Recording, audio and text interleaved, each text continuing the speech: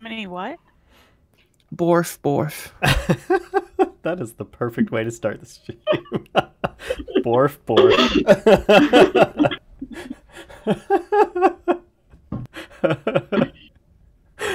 Hi, everybody. Welcome to another episode of Dungeons & Dragons Tomb of Annihilation.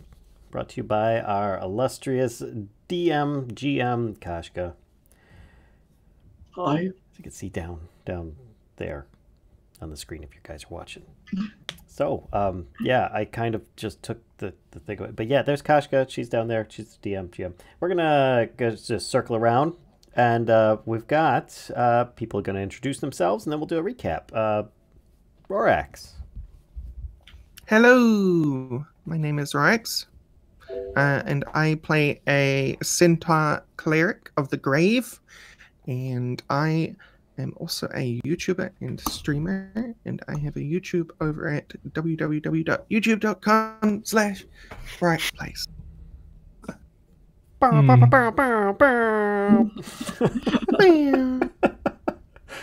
The next to Rorax, we have Nerevar. That's me. I'll be playing as human special sorcerer by the name of Tobias Salazar, who is commanding his idol on Arokh Ironscale. And a little bit. Excuse me. Yes, he's on Twitch as well. No, sorry. And then continuing on, we have Kellisto. I'm Callisto of the Bear God Clan, and I am a half-elf druid and a bit of a lot. Nice. And then next to Kellisto, we have Lyssa. I am Valia Bonesmasher. I am a barbarian, Lizardfolk barbarian, and I like to beat up things and eat people. And my companion's name is Flippy. He's a baby axe beak. One day she might just eat. Become one with. And I've been making him leather every time we rest, leather armor, so. All right, and then next to her we have myself. I'm Vallen. I am going to be playing as Ulfgar Holderheck, a Dwarven Bard. And when last we left off, let's see, it was very complex. For those that are watching, just so you know, yes, this is a game. And things can get complex with the role-playing that we do. Our characters are the ones that were in battle, not us.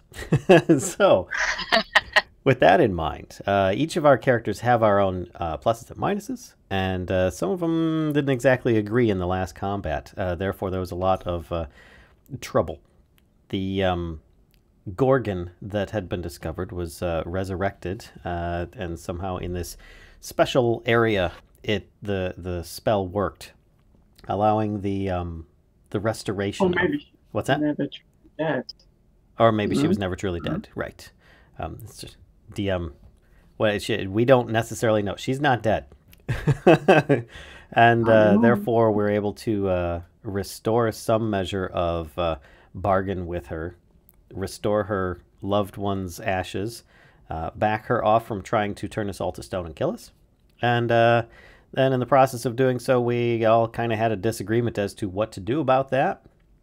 And the group started splintering, but then they decided, let's just all cool our jets here and chill out and just get out of here before we end up getting into more trouble, because there's too much trouble going on.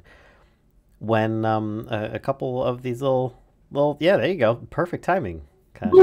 These little tiny forest spirit looking things showed up close to Ulfgar there, and they started casting magic spells or something. I can't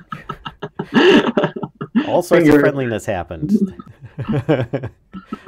So yeah, take it away, Kashcah, with any other details that I may have missed or anything else that you wanted to continue on with there. Yeah, I just want to reiterate as a role player, it may be new to people watching. But, when you're role playing, you experience what you're doing as the character and not as yourself, and so none of the actual animosity between our characters was at all Sorry, you cut out. Was at all what? At all real. There you go. No. Perfect. I think you just disappointed somebody out there. Yeah. They're like, man, thought there was And I think all of us realize that at some point our characters may or will readily die in this campaign and may get replaced by other characters. Who knows? But hey. I will never let you die. I will eat you if you die. It's okay. If I get to you first. Yep. And Ulfgar's like, I'm going to make sure that I die to benefit everyone else. So we're all set with this nasty chain of events. I tried to eat the dead person, and they was trying to kill me and keep me from eating dead person and resurrect dead person. And then we've got Nerevar, who's just playing Tobias, just trying to get by. Not just playing Tobias, he's playing Tobias and Arokh. I was getting there with his companion Arokh, who's also just trying to be a faithful companion. And a loyal man. He's just More, gonna get more on like that voice of dragon. reason. He's just gonna get on that dragon one day and be like, peace out, bye. And then our poor little druid, who's all like, I'm fresh from the Wolf Club. What the heck is going on with you guys? Who encourages the bad behavior, by the way. But then walks was away just- when it gets too much. Wasn't me. Wasn't me. I'm innocent. I don't know these things you speak of. That or driven further into alcoholism. Yes, That could be a thing. bit of a test addict. Raised by wolves, I don't get the whole emotion thing or the fighting. I'm just kind of like, whoa, what's going on? Usually they just bite each other. Yeah, pretty much. which therefore is why you probably relate to Valia quite so well.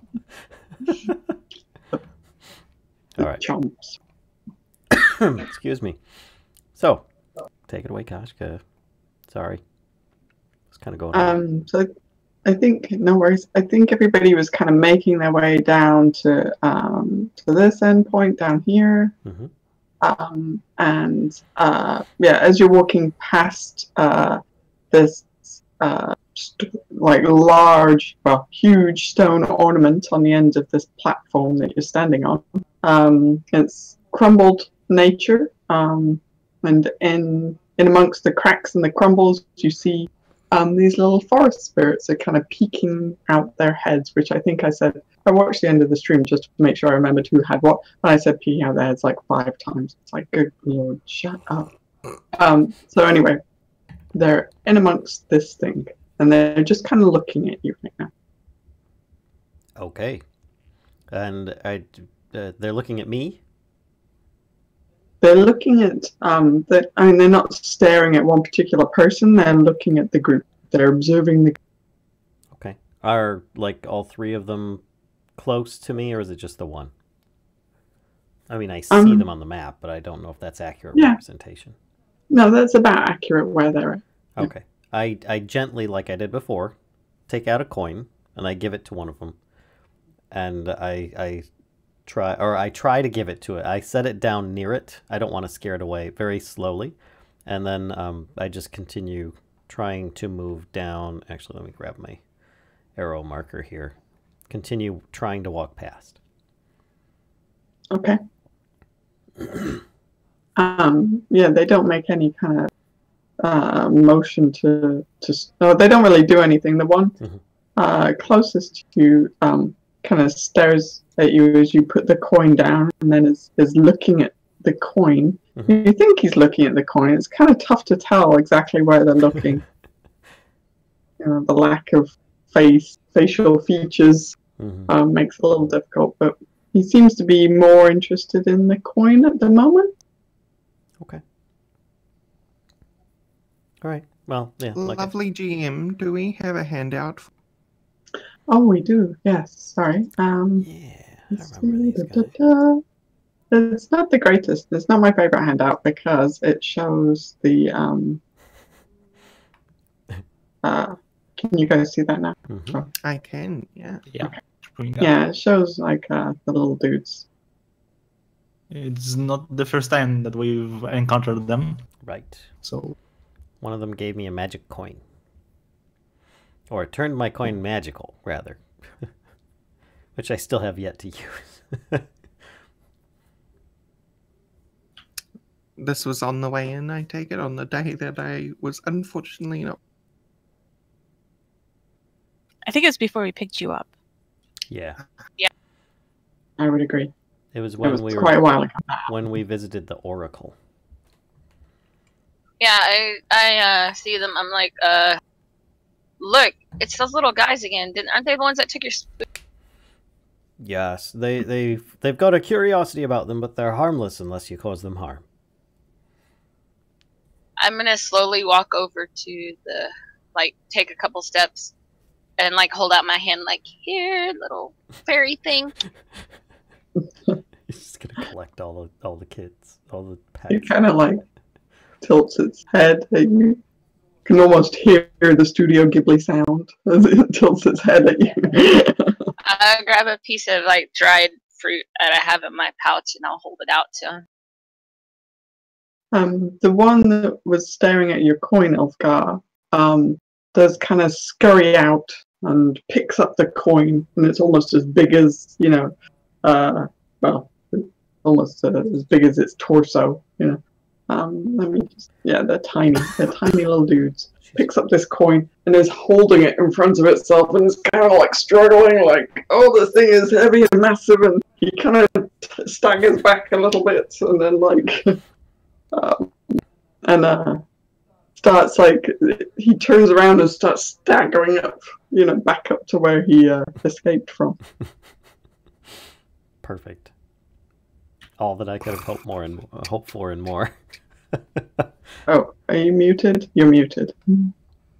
Daggone it, I just unmuted myself. Sorry. I'm just going to have to take that toggle off. Manually do it. So anyway, as I said, it's everything that I had hoped for and more. It's Ringus struggling with the coin. Okay. Just the cuteness, Mm-hmm. I think maybe like as he gets up closer to the top, like he's moving kind of like up here, or actually more like up here. His little friend like comes out behind him and is pushing him, like, so there's these two Tringa and this coin, and they're like making their way back into this stone ornament. The one that you kind of offered the fish to, Valia, is kind of standing there with its hands on its hips, looking at the fish. Like, did you put it down on the ground, or? No, I was just holding it, and I'll kind of like place it on the ground and kind of step back a second. So go on, you can have it. Okay. Yeah, it does kind of scurry up a little bit, and then when it gets up close, it kind of stands there again, its hands on its hips, kind of very like judgmentally looking at the dried fish, and then kind of it's almost like it's sniffing it, but again, no facial features, so it's difficult to tell exactly what it's doing. I tell Flippy, I was like, look at these. Oh, is he still over there? Where is he at? No, He's still way up there? I think you called him. That's why I came down. Oh. Yeah, and Born is like somewhere around here as well. Yeah, I tell Flippy, I was like, look at these little guys, Flippy. Oh no. Don't tell Flippy. Those little guys. Tasty. Right. Yeah. Toys?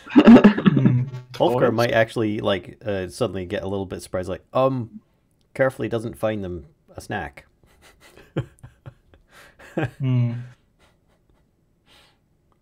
Actually, I'm curious, is Flippy a male or female?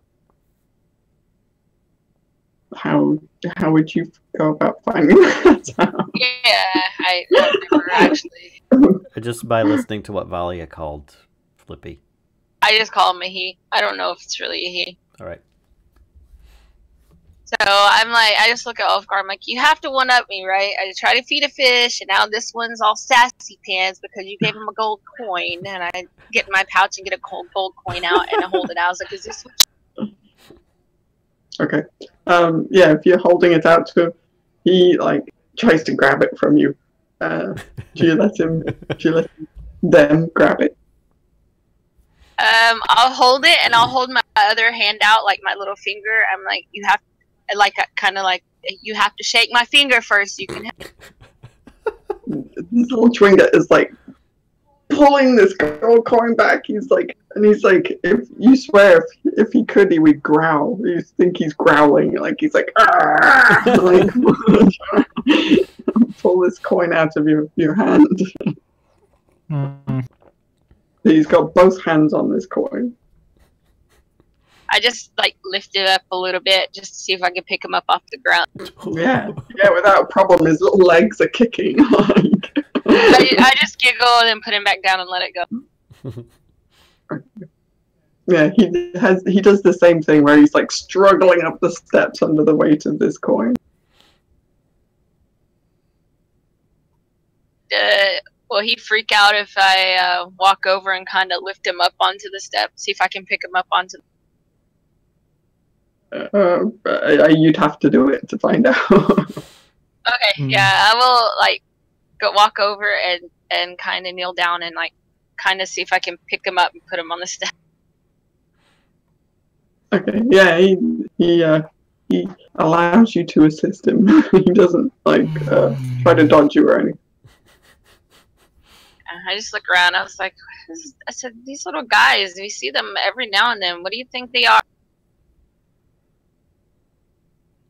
I think they're just forest spirits, little curiosities. They find shiny things pleasurable, so I figure it's best to give them a piece of gold instead of losing something like my spoon, which would be a bit more useful out here in the wild.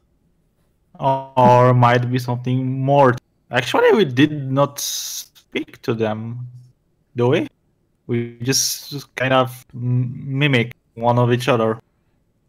Well, whenever they stole his spoon, they didn't. I tried to talk to him, and they didn't. He just kind of like did his own thing. Is there a possibility that I have ever seen these if they're in the forest? Well, I guess this is a jungle, not a forest.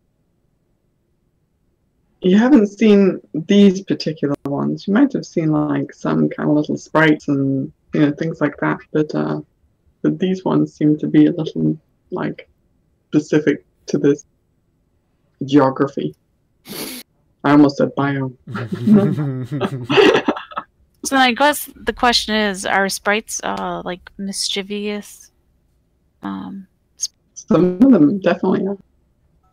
Tobias is turning to Ulfgar. Can you speak with them, or can you at least do something to understand them? I've tried speaking with them before. I didn't really get any response.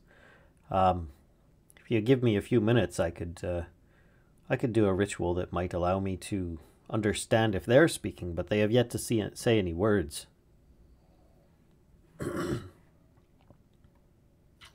Aelia pipes up, but says something in Sylvan, so the others can't understand, and says, "Hello, little ones," in the hopes that they are.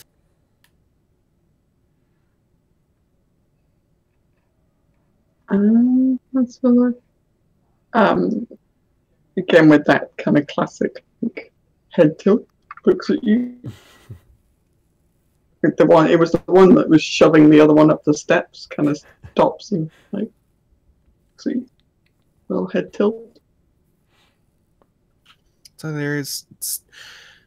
Would I interpret that as some recognition, or? You think that it could definitely hear you? Right. Okay. Aelia turns to Ulfgar and shrugs. Well, they might not be. Sorry, I heard they might not be. They might not be Fae. Do they have mouths? Nope. They have no facial features, really. It's possible that they just don't speak the way that most of us do, using hands or mouths, because well, to be honest, I don't really see any of them. Perhaps they talk telepathically or just know each other's minds.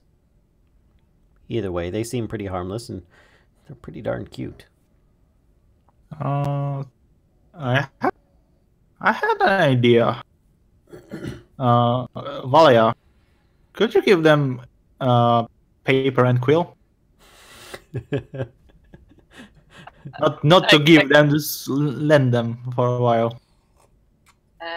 Yeah, I'll rummage through my bag, pull out a paper and quill, and just kind of hold it out and set it on the next to the one.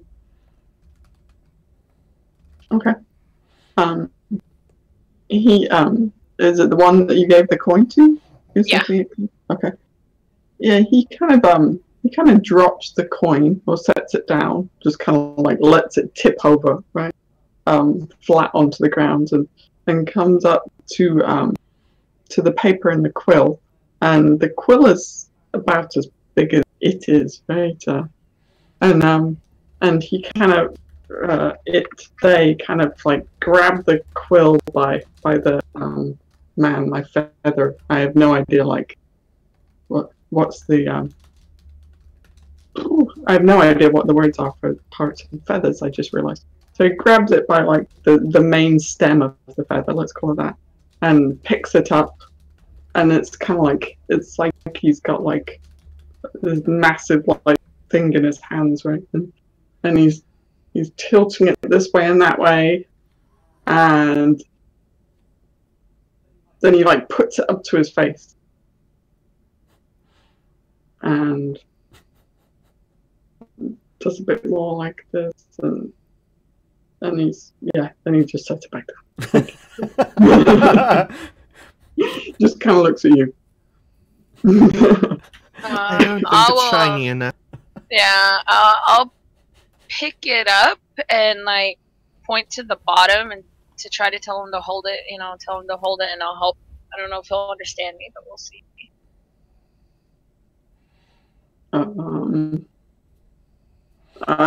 Yeah, he picks it up at the bottom, and now it's like this massive feather, like up above him, like so he's got the feather like this, and he's holding it like. I'll point to the paper. I'll kind of tap at the paper, see if he does anything with.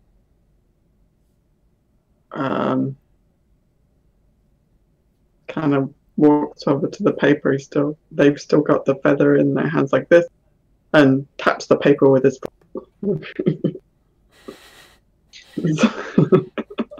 I look at Tobias. I'm like, I don't think they can write it.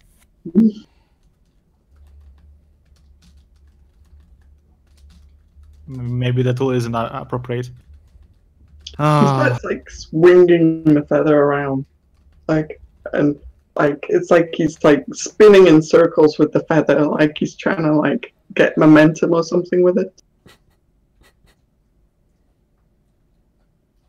He's like tilted it so the feather is like he's holding it horizontally, and he's spinning around like he's trying to helicopter his way out with this feather. I'm gonna like pick him up and kind of toss him up in my hand and catch him, see if it'll float a little bit with the feather in his hand.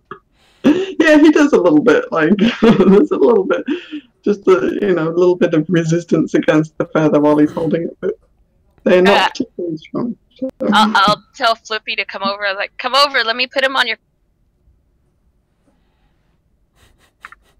Are you putting him on Flippy like as a rider? Yeah, I'm gonna put him on Flippy's back. Oh gosh. So this Trunga, they stand on Flippy's back and take the feather, and they're like holding it out like, and then they stand there waiting for Flippy to do something. And I'll tell Flippy, here, Flippy, just run him around in a circle, but be easy.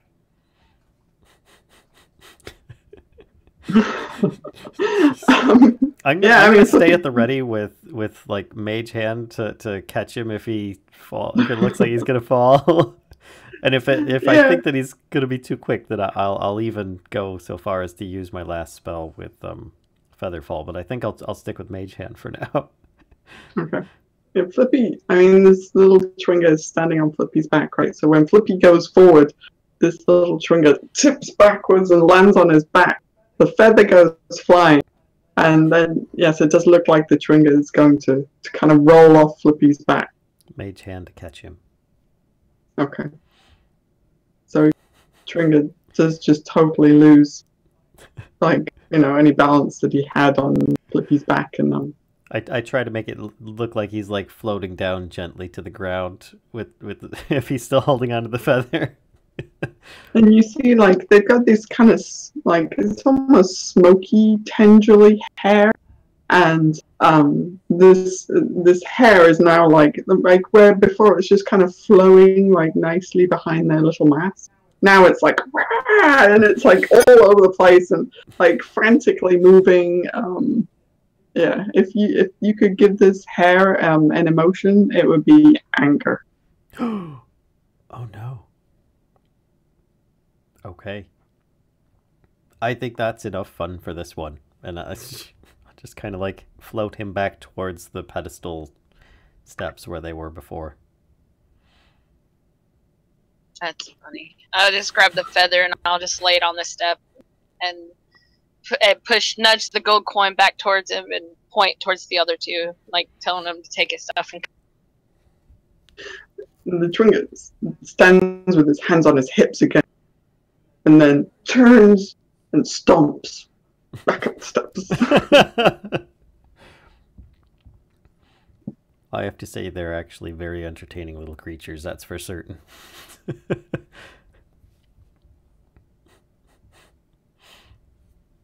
Can you imagine the entertainment we'd have if I put one in a cage? No. Weren't you even there? I just laugh. I'm like, I wouldn't put him in a cage. I know. I haven't put Flippy in a cage. Alright. Well then, I'm done messing about with these little guys. I hope they have a good time with their new toys. And what about those waiting on us in the river? Right. I just fed them a bunch of stuff. They should be okay.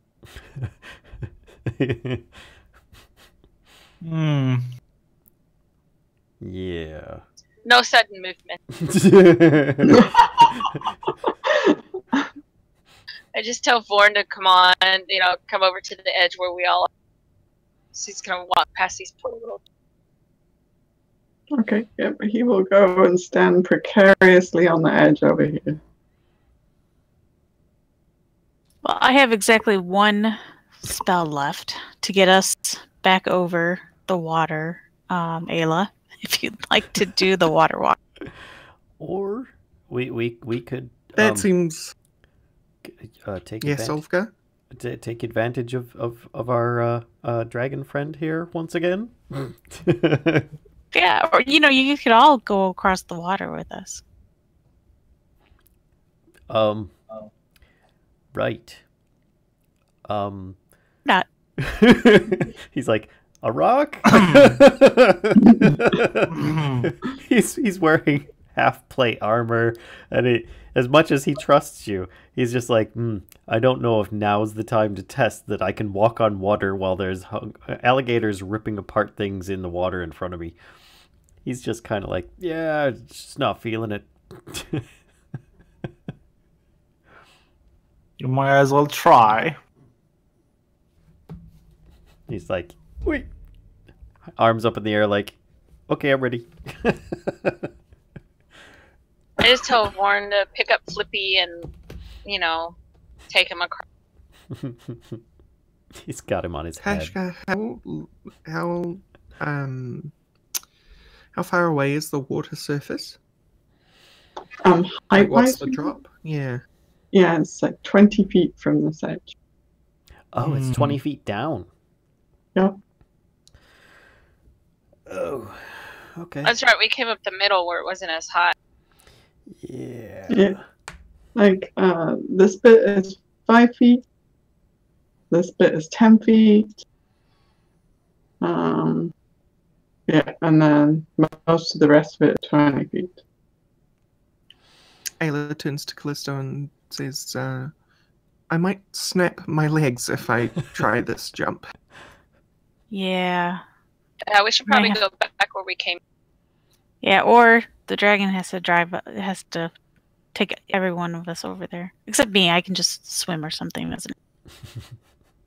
Aelia looks at Arokh, and despite Arokh's size, she's doubtful Arokh can carry. Yep, I guess middle it is. And Arokh stares back at Kellisto. which vengeful eyes. I'm not some sort of fucking mule.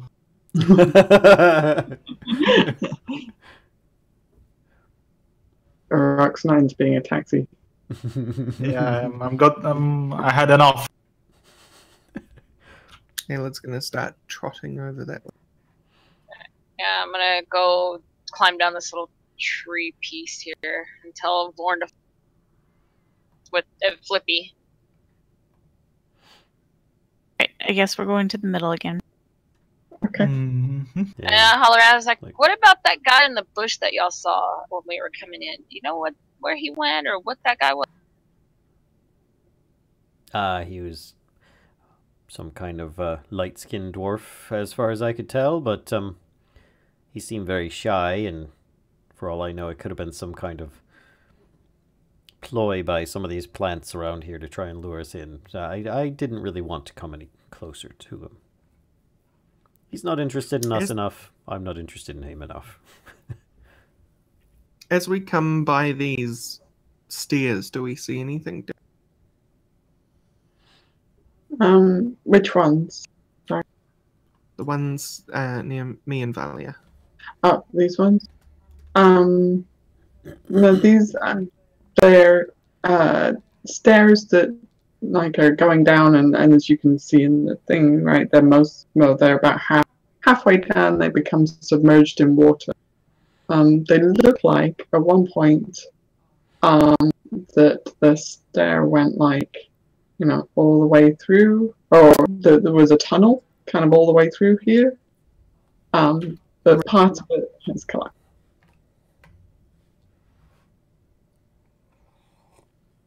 Oh yeah, we had to come up this one over here. Ah, I see. Alright, I'll tell everybody we gotta go back down the way we came, so I'll head over that.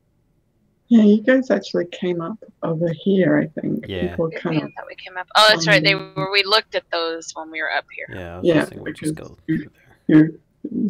You see your that massive plant that almost ate Ulfgar Yeah. is still kind of lying there dead in the middle. On seeing it, he remembers the experience again and starts prestidigitationing anything left that's still on him to clean himself off again.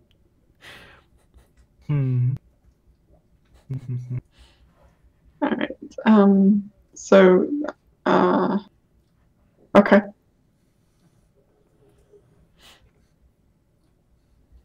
So you guys are just kind of making your way down to this area, and then plan is to kind of exit the way you came in. Is that right? Mm-hmm. Pretty much. The crocodiles, and while they're not particularly smart, they're, you know, also quite instinct driven. So they are going to kind of follow you around a bit.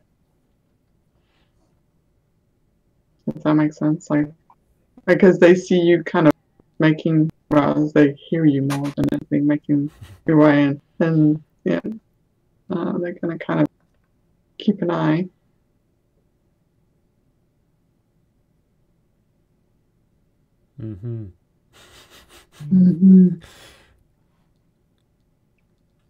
So they all kind of shuffle around and just, Duck on it. I'm not giving up their dinner that easily.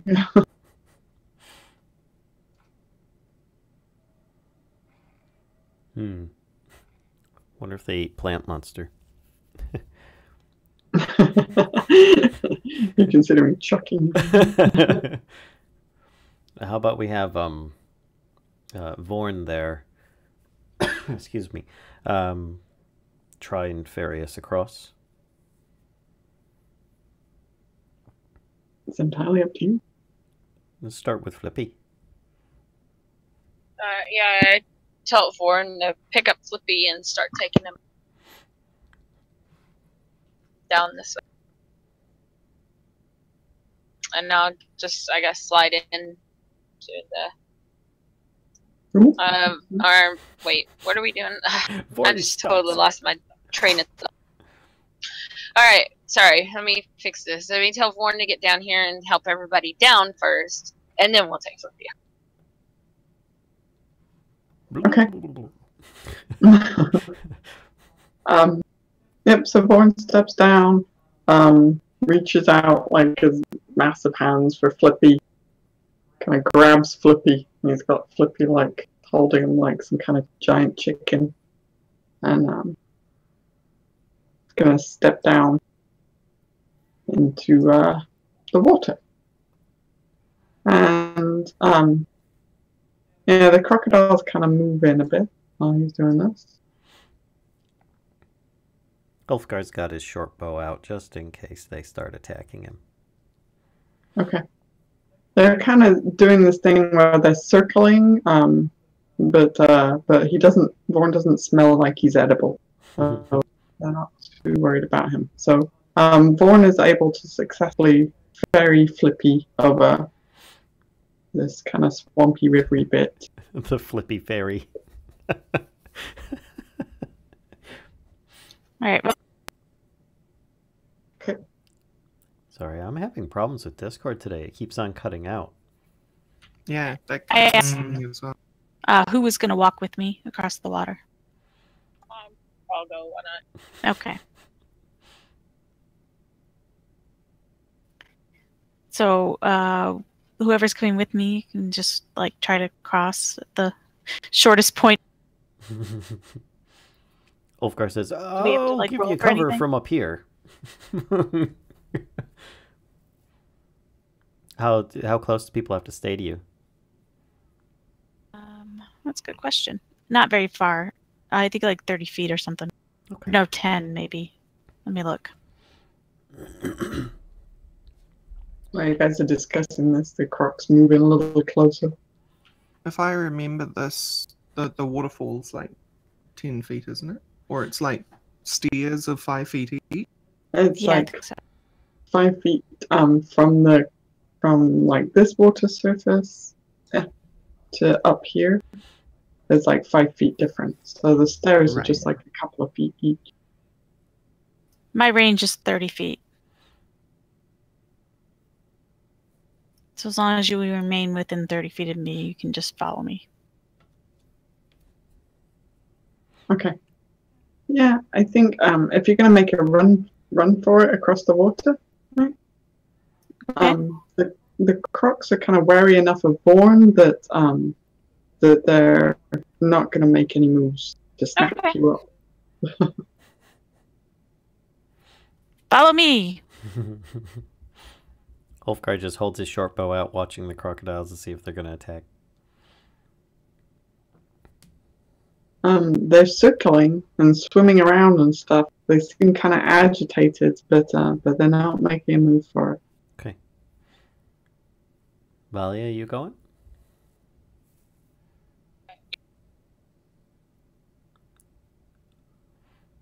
All right. So, can you have Vorn cross me over? Mm-hmm. And while he's I doing could. if you allow him to do so, I'll still hold my short bow at the at the crocodiles in case they decide to attack. I should have came across with the rest of us. And so I tell Vorn, go get the dwarf and bring him.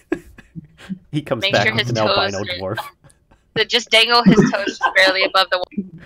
Completely different dwarf comes back. Ulfgar is still standing there. Like, who the hell is this? And meanwhile, Tobias mounted Arokh and he just fly across. Okay.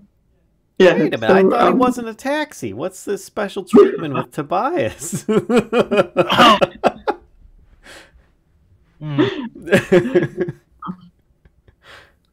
So Ulfgar will Vaughan manhandles you up onto his shoulder and is like kind of holding you there with one hand. You know, he's got his hand like clasped around you, If he's just gonna throw me over his shoulder, then I'm not gonna have my short bow out for that. Well, no, he's got you, so you're kind of sitting on his shoulder. Oh, okay. And then you guys can make it across without any further issue. Okay. So everybody is now on the other side of the river. Yay! Hooray! Caitlin makes a rude gesture towards the crocodile.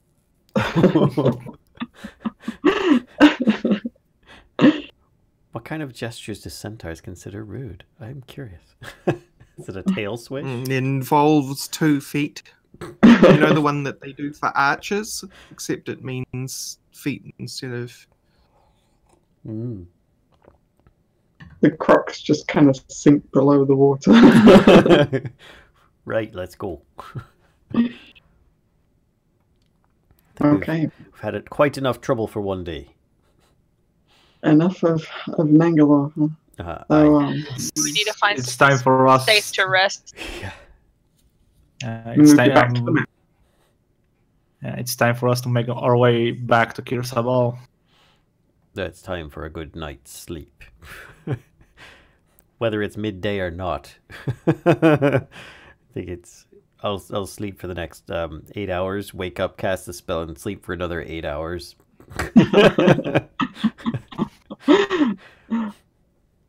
So basically the same way that you sleep IRL. If I could. Fair enough. Okay. Yeah, I mean, so it's kind of like, you're planning on just kind of getting away from the edge of the river and casting ASAP? Is that? Look for a decent spot, but not too close. It's like I don't want her to walk out the house and see us still like on her front lawn, more or less. You know, I'd like to be out of view of the place if possible. Yeah, it's no problem. And do we get the tile revealed on the map as well? Yes, indeed. We need to do that soon. Another hex. Unloading. Right, only a few hundred left. Right. Is that the right thing? Okay. And then we'll be done. Very exciting. Yeah, and actually the party token is currently like there. So you travel for kind of the rest of the afternoon, back up the same path you came down, and set up. You doing your ritual casting, Ulfgar? Hell your yeah. tiny hut. Hell yeah. Okay. So Vaughan, as usual, takes watch outside the hut, and the weather is actually I need to open that, but it's nothing particular to write home about. You know, it's a kind of normal, soft, rainy afternoon in the jungle. Okay. Okay. So.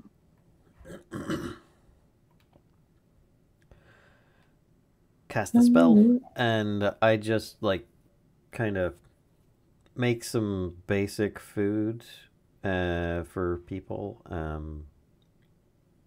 From our reserves, probably not. Like I don't think that we've had time to hunt or anything like that. No, we're pretty spent. Yeah. Yeah. Yeah. Mm-hmm. I just take a couple swigs of my tash and I just fall asleep. Yeah. So the night passes without incident. If there's something nearby, it certainly didn't wake any of you. And yeah, Vaughan did not bother you either. So you awake in the morning, and you at least you think it's morning, but the skies are so dark and grey. Like it's really kind of storm. It looks like a storm is about to break, but it's there's no rain yet. But it's really kind of it's blocking. All like the natural light is very diminished, and it's very kind of a very dark day. and you set out. Anybody doing anything particular in the morning or before you set out?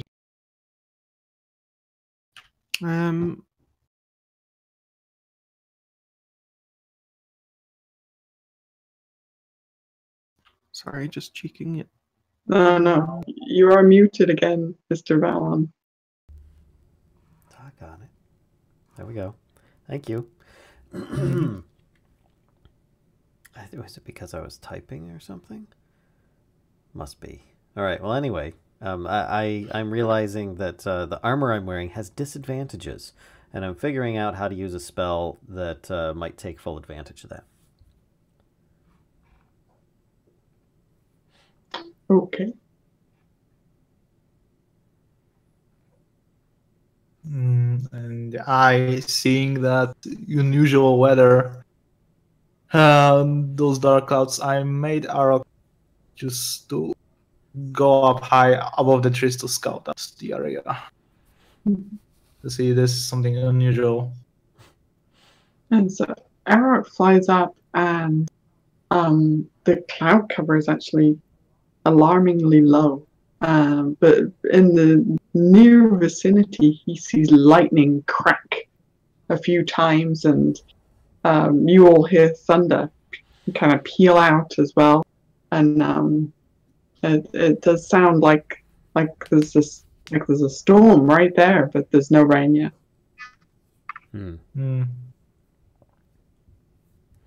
The sky is... Do he see anything unusual? Anything eye-catching? He sees the break in the trees in the distance where you discovered those dragon bones in the pit, but can't actually see like down into the pit. The cloud cover just is quite low. So that's better. So if he sees Dragonbone Pit, he also must have seen Kirsaval. Is it correct? I think, yeah, you can see that. Kirsaval, nothing unusual. So then he just go for landing. Okay.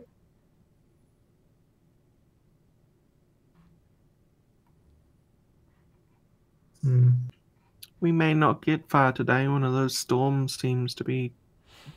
Yeah, we shall see. Well, if it comes upon us, then I could always help with us hunkering down for a while, hoping that it will pass. And the jungle actually seems like unusually cold today as well. It's like this chill air is being pushed, forward in front of the storm, and it's it's a weird, eerie feeling in the jungle. Do I just... Would Aelia recognize this as kind of like a spiritual kind of airiness, or can I roll for that? You could make like a nature roll, I think. See if there's something, or are you thinking more like you want to see a nature or religion roll, depending on what you want to find out.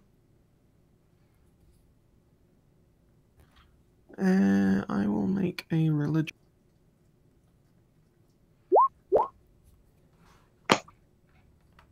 Ooh.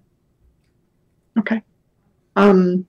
So you think you don't find it to be anything particularly spiritual, actually. Okay. And I would like to make a nature roll. Okay.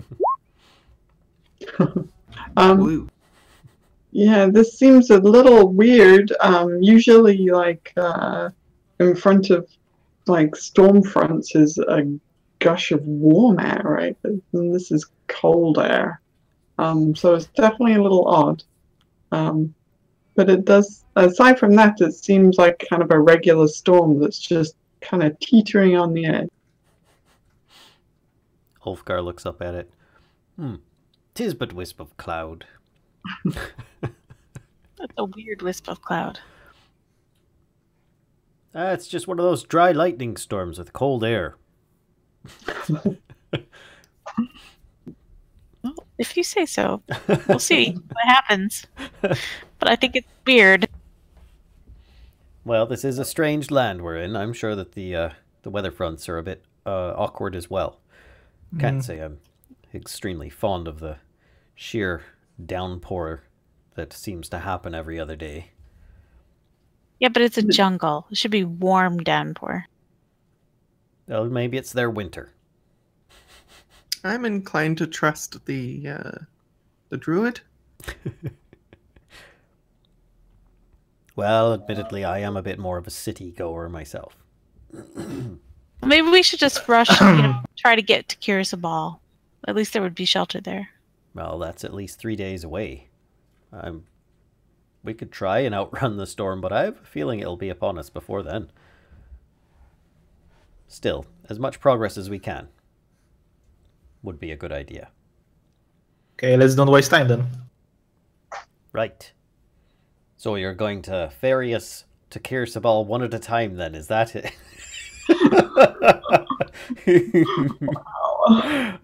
Just kidding. All right, so let's be off then.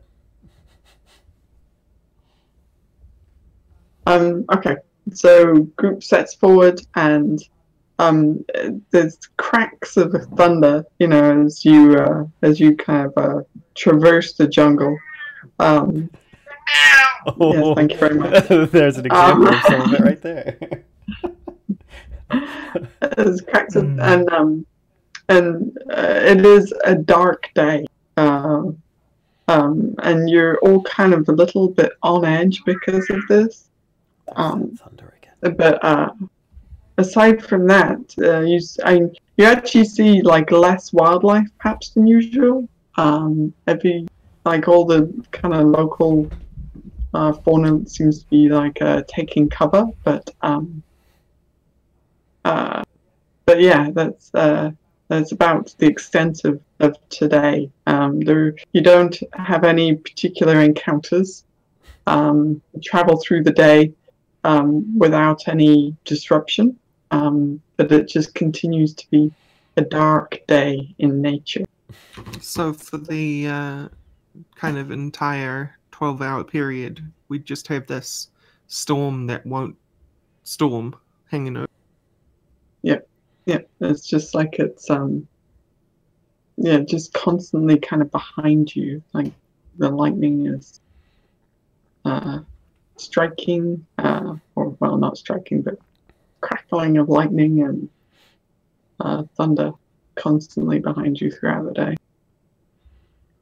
It does get to the point where you're just waiting for the next crack, and because you're waiting, it makes you jump a little bit and puts you very on edge. Right. Press on. Ulfgar, does your hut cancel out noise as well, or no? No. Okay. I did not choose to learn the silent spell either. Though I think that would take a bit. That wouldn't last quite as long, even if I did. Right. So you think it's about the time, like dusk time. Again, it's such a dark day, it's actually kind of difficult to tell, but you feel like you've been walking for hours through the jungle, and you feel like it's probably the end of the day. Perhaps you could we do a bit of foraging for food again and then make camp again. Uneasy. Aelia agrees, and I will make a hunt. I did too. Bam. Okay. By the way, we're all fully healed up and spells restored and everything now, yeah? Yeah. Yeah, between the two of you, so if so you're hunting, right? But you're actually having an incredibly difficult time finding anything to hunt. You do manage to haul back like a serious armful of like edible greens, but there seems like all the animals seem to be away. Like you usually find like iguana, and there's usually monkeys calling out and stuff. There's always monkeys. Yeah, there's always monkeys. But they all seem to have made themselves scarce. Okay. Kellisto, I don't like the silence of this place. I have only just started getting used to how loud it is. Do you know anything about what's going on? What do I have to roll to see if I know anything? Game master. Yeah, I mean, you already did the nature check. You can do another one if you want. Well, that was focusing on the weather. This is focusing on like the silent animal. Well, like where everybody is.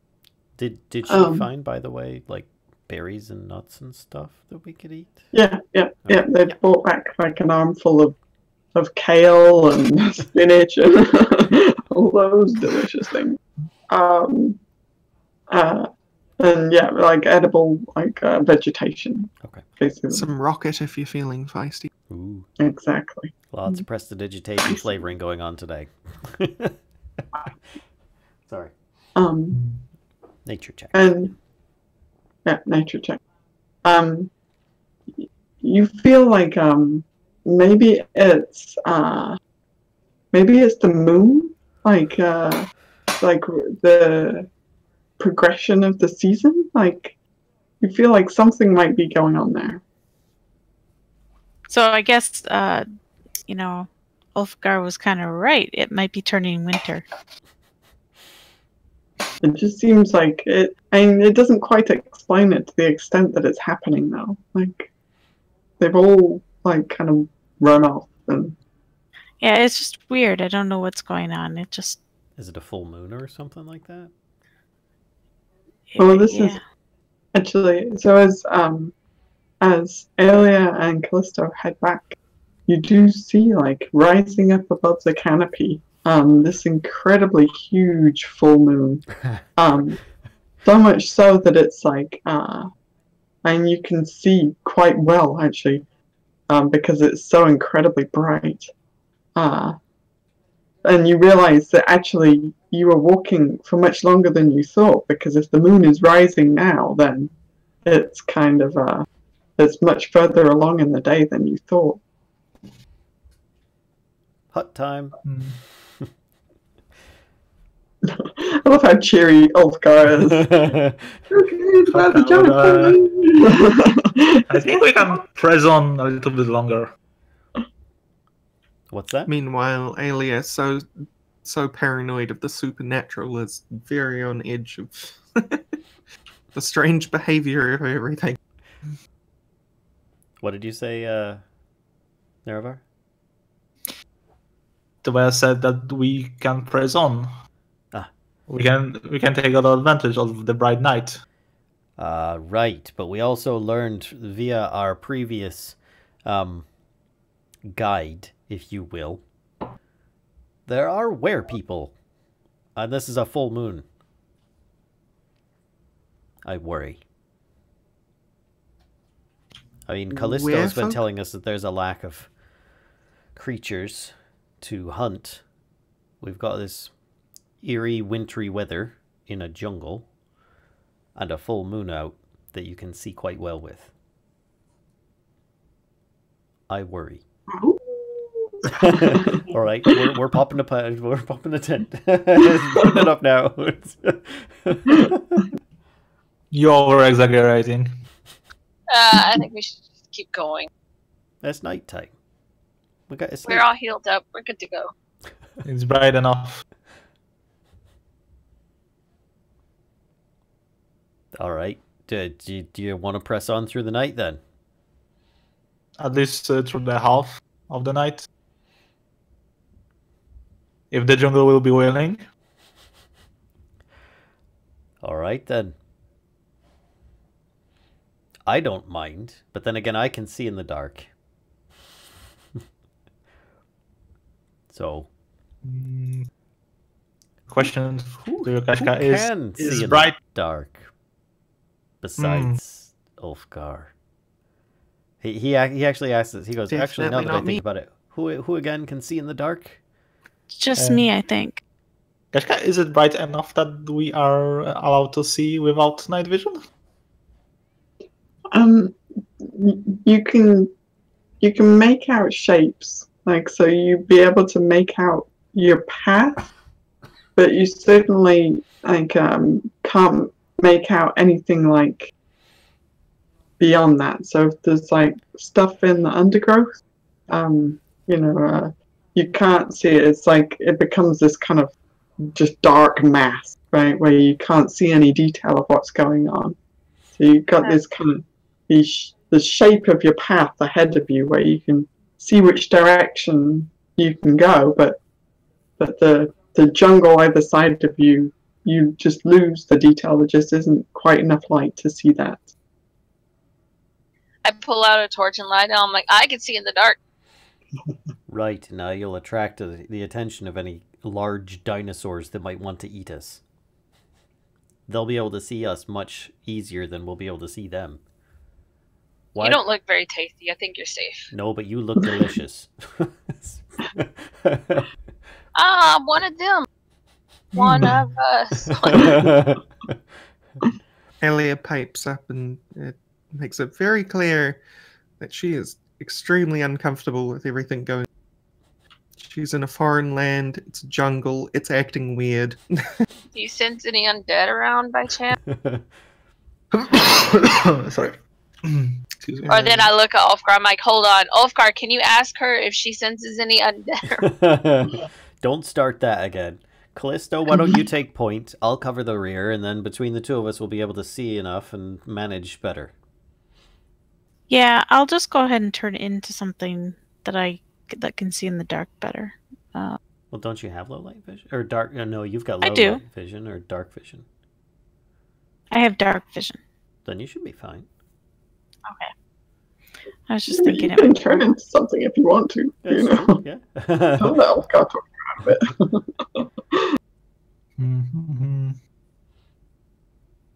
I will go ahead and just kind of stalk through the jungle as a. Very nice.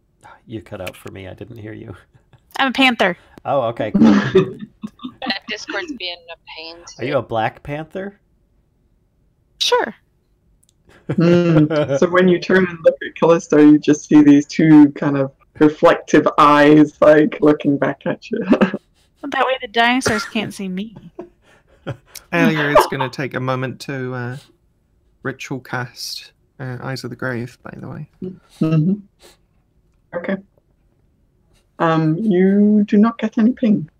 Nothing within. It's 60 feet, right? Is the Correct. Yep. Nothing within 60 feet of me. So I turn to Valia and say, no, there's no undead around, but I'm still uneasy about it. Yeah, as much as we don't agree on things, I agree with that. But we do need to keep moving as quickly as possible.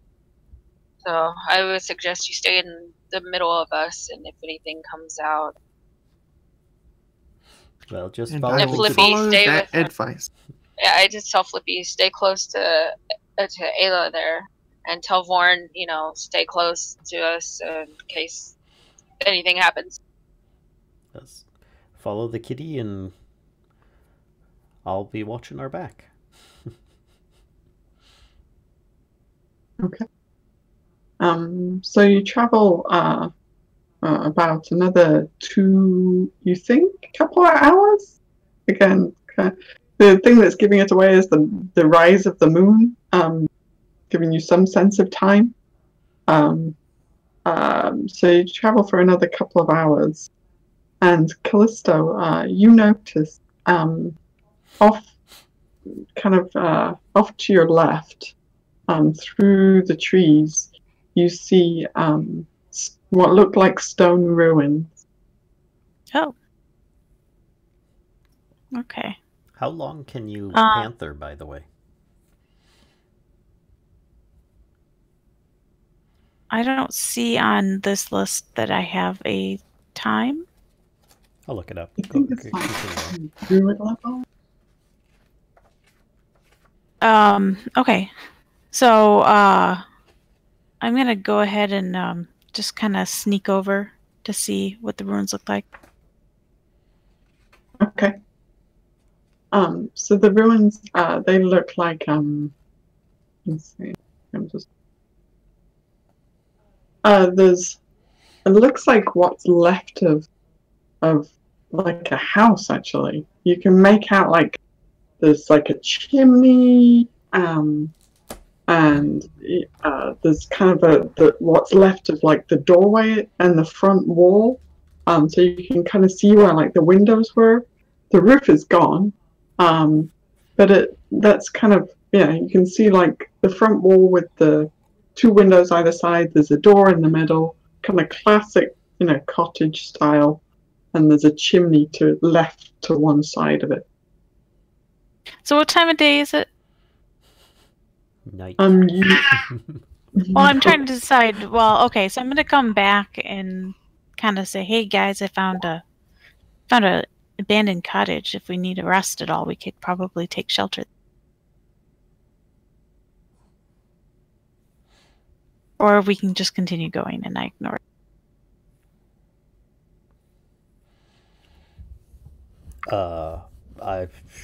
I don't know. You're a panther. We can't understand you. Well, I switch back. Sorry. Oh, okay. So I come back and I switch back. Okay.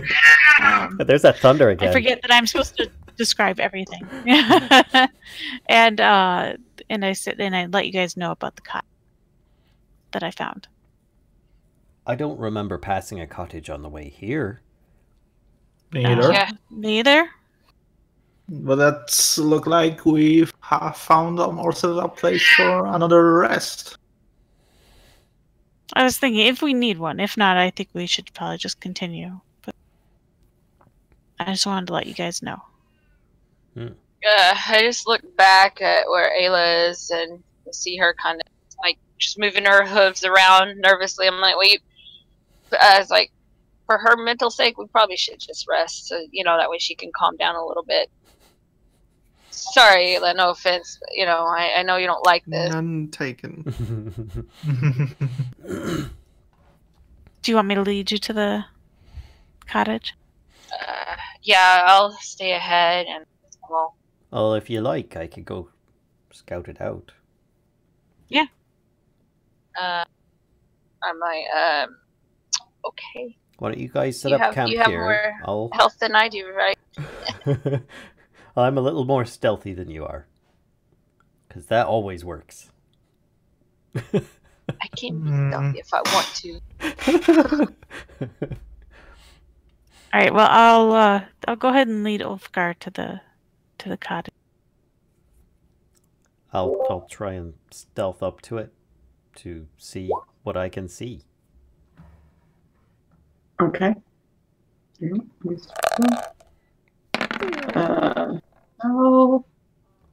Okay, so you don't appear to attract any attention as you slowly make your way up to this remnants of this building. It is a stone building that is, as Kellisto described. So you going to kind of peek inside, or what's the plan? Well, there's a light, right? Inside? Or no? No. Oh. No. No, it was totally banned. Yeah, I wanted to just peek inside. I don't want to, go inside. I just want to peek inside if possible. See what's going on with this place. Okay. You look inside and it's a little bit like nature is taking it back because it's a lot like that actually because the what would have been the floor of the cottage is now kind of overgrown with grasses and ferns. But you can see the perimeter wall of it. It looks like these 2 windows at the front are the only windows there. You can see the remnants of a fireplace, in this building. But yeah, the roof is kind of gone. But you do think that you would all fit quite nicely inside it. There's a gnat. There is There's a gnat. Oh. There's a gnat. Just the one in the jungle. Just the one. It was a monster. If I was more witty, I would have a next line for that, but I don't. But you do see, like, in the back wall, there's what's left of another door. It's kind of rotted wood that it looks like if you gave it a nudge, it would just fall off its hinges. Cool. So it looks like it's a potential safe spot for camp. Yeah. Mm-hmm. Then I'll enter the structure and inspect it to see if what it looks like actually is like. Check for spiders. I would like to investigate the place further. I always pour a rock that likes spiders. Right? He likes eating them. Yeah, Tobias is going to investigate this hut a little bit closer. Did we all follow? Or are you guys? Y'all went by yourself, right? Well, I brought Ulfgar, but I guess Nerevar came with, or Tobias came with us. Did everybody just come up while I was stealthing up? Is that what happened? I was just taking so long. No, I'm still in the woods. I just showed it to you. Aelia is in the woods thinking everyone's still there because she can't see. Yeah, I was standing there with Aelia and Flippy and Thorn. Tobias is probably like, I do what I want. I guess it's just us four hanging out in the woods. Tobias following everybody. All right. Alright, so wait, who's going up and who's... Ulfgar, you're already there. Ulfgar's in the buildings. I guess maybe Tobias is as well. I stayed outside. Like out in the... I just approached the building. And I try to investigate the surroundings. Okay. Yeah, I see your investigation check. Yeah, so the surroundings, it looks fairly... Like, it looks like a broken down house, like somebody's abode, where somebody lived once upon a time. But you don't see like anything alarming around the outside of it. So Ulfgar would actually break his stealth and speak up to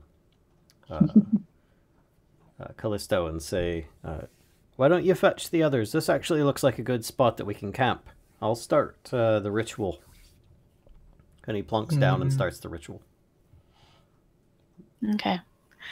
I make my way back to the others and like, hey guys, we found a place, and I kind of help lead the rest of them to the cottage, someplace we can rest.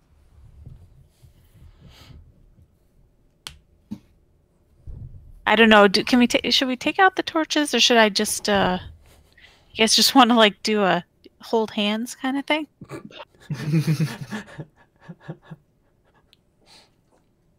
I just look at you. I'm like, I'll follow. Okay. All right. Well, I'll just lead you, and you guys can figure out whether you want to light it on your way. Oh, I have my torch out and lit, so. Who's at the end? I'll take the end. If she's leading, I'll take the end, and I'll tell Flippy to stay in the middle with Aelia and Vorn to stay next to me.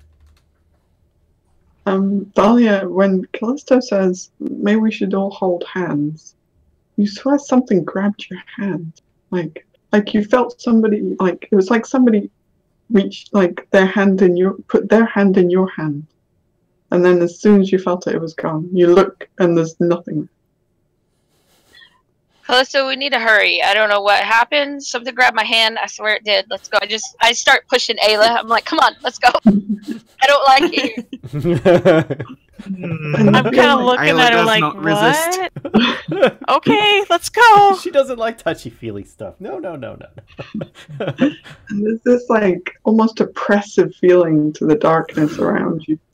There's these kind of shafts of moonlight like breaking through the canopy occasionally, but the undergrowth around you just has this like oppressive darkness to it. It's almost like you feel a bit claustrophobic with it. Yeah, I try to look around, but because I'm so freaked out about what happened, I don't see anything. If there was something standing in front of me, I'm just like, we need to go now. I don't like this. Is I'm freaking out. Let's just go. Okay, I just like start moving like right away as soon as she starts freaking out. It's freaking me out. She's probably pushing you more than you're leading her at this I'm point. pushing Aelia. Aelia's behind her, Flippy. I'm just like, come on, let's go. I'm like, Vorn, let's go. Yeah, Ulfgar and Tobias, you hear this just like this rumble of people like moving towards this building as the rest of the party kind of like hurriedly makes their way towards you. I just try to finish the ritual without cracking up. Did y'all check for spiders? Not that that's the least of my main worry right now, because something grabbed my hand. Or my claw, sorry. I have a claw. You sure you just didn't brush up against something? No, it grabbed it. It grabbed my hand, or my claw. I keep forgetting I don't have hands. Don't look at me like that. I just like paranoid looking out the door.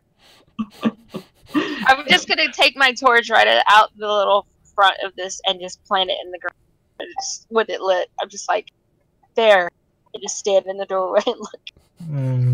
And you watch Aelia's going to look across the light of the torch, see if she can spot it. Okay. And you all watch out the door. So Valia plants the torch in the ground.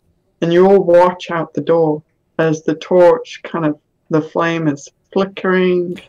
And you're trying to look beyond it. The torchlight itself is quite bright, so it's almost like more difficult to see in the darkness, but you look and the flame is flickering, and then it kind of starts like diminishing, and the flame gets smaller and smaller until it just poof, goes out. It's just total darkness.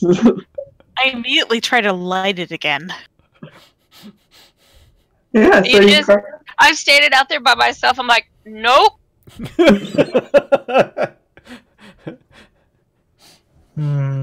So you grab the torch, Callisto, and you're able to light it again. Oh, I did it from a distance. I can light. Oh, okay. I'm not going out there. Like Valia, come in here. I just like back up to the house. I'm not turning my back out to the woods because I'm like, there's something out there. I don't know what's going on, but there's something out there. Kellisto, what your elf's eyes see? Was there any wind or anything when that went out? It was just real still, just like it has been. Yeah, it's pretty still. You occasionally are hearing these cracks of lightning, but lightning and thunder. You see the lightning, hear the thunder. Actually, Arokh is outside with Vorn. Oh yeah. He'll be keeping guard for the time being. Okay. I'm looking at everything. I did a perception check to see if I could see anything else. Yeah. I just clicked on. Yeah. So you notice, actually, Aelia and Callisto, you both notice, this door that's in the back wall of there. And Callisto, you're kind of seeing that, you think there's like, Aelia, you're seeing that it's a kind of rotten wooden door, hanging up its hinges. Looks like the wood is like soft and moldy and about to kind of fall apart with the dampness of the jungle. Callisto, you can see just a little beyond the door and it looks like there's looks like it goes down. Like maybe there's stairs that go down. Did anyone look behind that door? Yeah, it looks like it goes to a cellar. Do we want to investigate? I just walk over to the door and just push it open. I'm like, let's go. I don't want to be out here. As soon as you touch it, Valia, the door just kind of like you hear, and then poof, it just falls off its hinges. Like it kind of swings a little and then. Poof. Yeah, I look over my shoulder. If anything is here, they know we're here now. Sorry. I think they knew beforehand. It's okay. Well, yeah, Ulfgar is sitting in the middle of the hut, you know, chanting his chant thing. So. Well, we're safe in the little hut, right? When that appears, somewhat. Should be. We should probably just stay here and wait for the hut. But if we want to go down in the basement, Valia, I'll go with you. There is now this kind of open doorway. You know, it just seems to kind of like. Now you've got like these two kind of exits on this, what's left of this building. One is just like a front door, just straight out to the jungle, and the other one is like kind of this stairs down. It looks like, and you can't quite decide which one is more ominous. There are way too many entrances to this building. Yeah, we might want to block some off, like. So what is condition of those stairs? Because if we are going to dive in, I don't want to, you know, fall down through unstable stairs. Yeah, no, they look like they're stone stairs actually. So they look. Aelia, being quite on edge at the moment, kind of positions herself to. If she could see down the stairs and see out the front door, and she doesn't ritual cast Eyes of the Grave.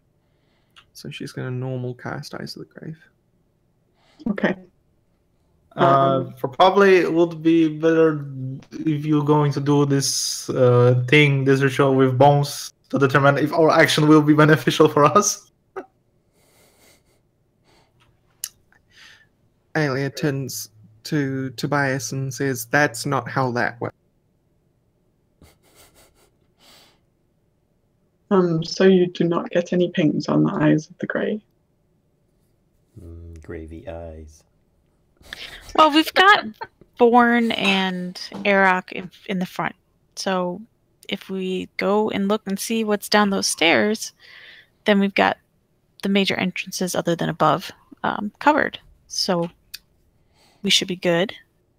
Aelia lets the others know, if there is something out here tonight, it's not haunting. That's good. No, but it is invisible. I just keep looking at my claw. I'm just like, it's invisible. So I'll post Born up in, I guess, the front door and tell him to keep an eye on it and don't let anything, you know, in. And I'll tell Flippy to stay at the top of the stairs, and if he sees anything or hears anything outside that he thinks is suspicious, to alert us. Okay. And I'll take out another torch and light it, and I'll say, alright, I guess we're going down. Alright, lead the way.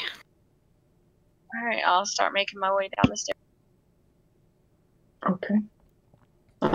So, Ulfgar, you're probably done casting about now. Is anybody staying here? Did they all just walk away? I am staying for sure. Yeah, it's Valia and I don't know what. Tobias, are you? Yeah, I'll be going with Valia. And how about Arokh? I'm sure Arokh won't be able to fit through the door. Well, he won't be able to fit in the bubble either. In the hut either. Okay. So hang with Born outside. He'll be staying outside just to keep guard. Okay. All right. So Ulfgar would ask Aelia, so where are they off to? I had to kind of like tune them out so I could finish the ritual. I didn't catch everything there. There's an entrance to a cellar in the back of this place, and she turns kind of a little bit paranoid toward it and gestures, and then back to Ulf. Ah, excellent. I hope that they find some nicely aged wine. That would go nice on this chilly night. Anyway. Aelia just gives you this look on her face. It's just this, like, you have some strange priorities, my friend. It's just a matter of getting comfortable. Here, let's gather some brush and nearby items so we can perhaps start a little, maybe a small fire, just to allow a little bit more comfort for us. Even though inside the dome it's dimly lit, it's more just the fact of a fire feels like it would be more comforting on this night, if we can possibly manage one. You would have to kind of go outside of the little cottage a bit in order to collect enough. Right. He'd try to manage what he can from loose floorboards and things like that he can, you know, and maybe ask if she could like grab that one just outside the bubble, because if he leaves the bubble it pops. That kind of stuff. Ayla's not going to go outside the cottage, but she's going to like search around in the brush of the cottage and that sort of thing for some stuff, and I've done a survival roll. Okay. Yeah, there's kind of limited supplies within there, but you do kind of gather what you can. And you're able to put together like a fairly small little fire. Well, it's something. It's just kind of crackling a little bit. It's yeah, soggy twigs burning. Okay. Keep a sharp ear open for anything that might be going on downstairs, and if we needs be, then we'll both try to bolt down after them if we need to. Okay. Flippy is staying at the top, right, of the stairs. Good. Yes. Good, Flipster. Okay.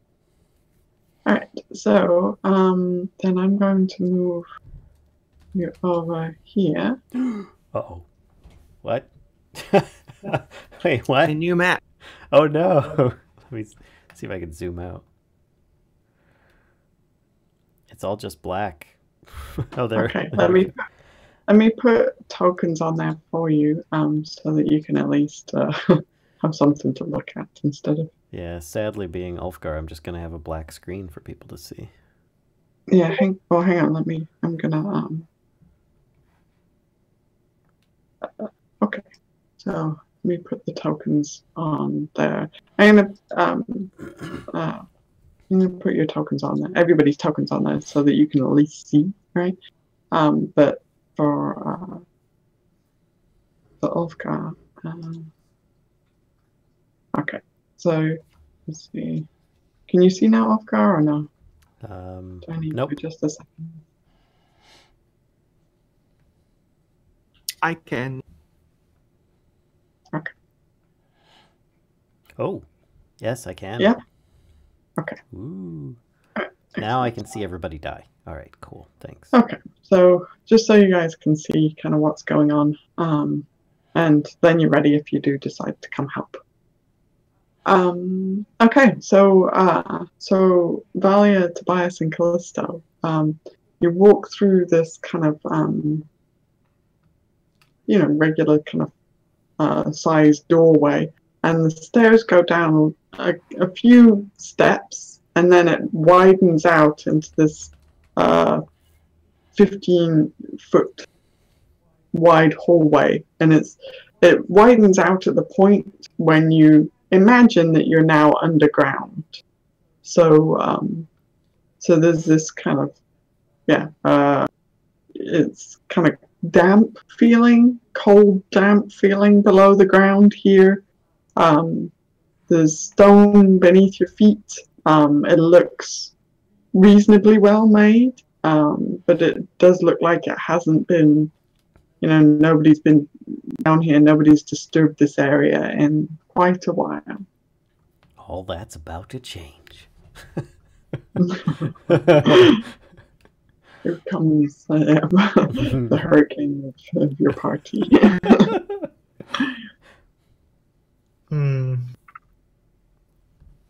Do we hear anything?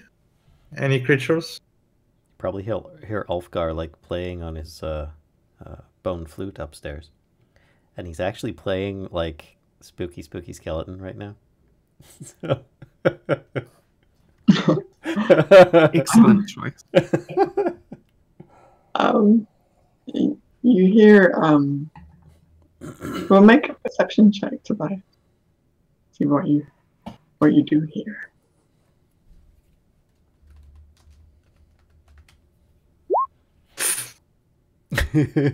I see darkness. I hear nothing. You swear actually for a second, maybe it was Kellisto, but there was a heavy breath, like right beside, like just like somebody was standing just behind you. But maybe it was Kellisto. Me breathing? I'm the one making the noise breathe. I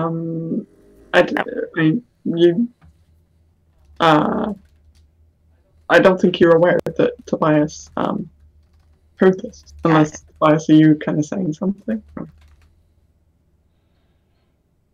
I just remain silent. I'm not saying anything.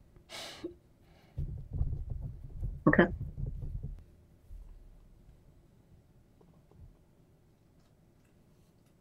So you're kind of standing there at the top of the stairs. Okay. I'll step in, I guess, to see if I can see anything with my torch. You see, so the stairs go down even further, and then there's a short little bit of hallway before there's an opening at the end of the hallway, kind of a doorless doorway.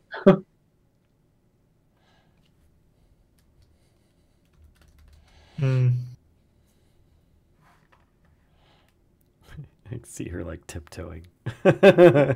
2 steps forward. The stone floor creaks like a wood floor. All right, I'm out of here. Sure. I'm like, oh, I guess we need to go in and see what's down here. Staying in here is not going to get anything done. Yep, I said lead the way. I'll be right behind you. Waiting for the stairs to turn into a slant and just everybody slide down. I'll go in further and. Are you just kind of walking straight ahead, or are you? Yeah. Okay. Yeah. Sorry. And it's this way. Oh, this way is down. This way is down. Oh, okay. Let's see if I can find some spooky music while we're at it. So are you? So is there anybody being stealthy, or are you? Oh yeah, I'm just following her. I'll be stealthy. Okay. If you're being stealthy, can you roll stealth? Okay, I'm not being stealthy. Yeah, I'm not being stealthy. I'm just kind of slowly making. I'm trying to be stealthy, but I'm failing. No, I was just trying to be stealthy. So,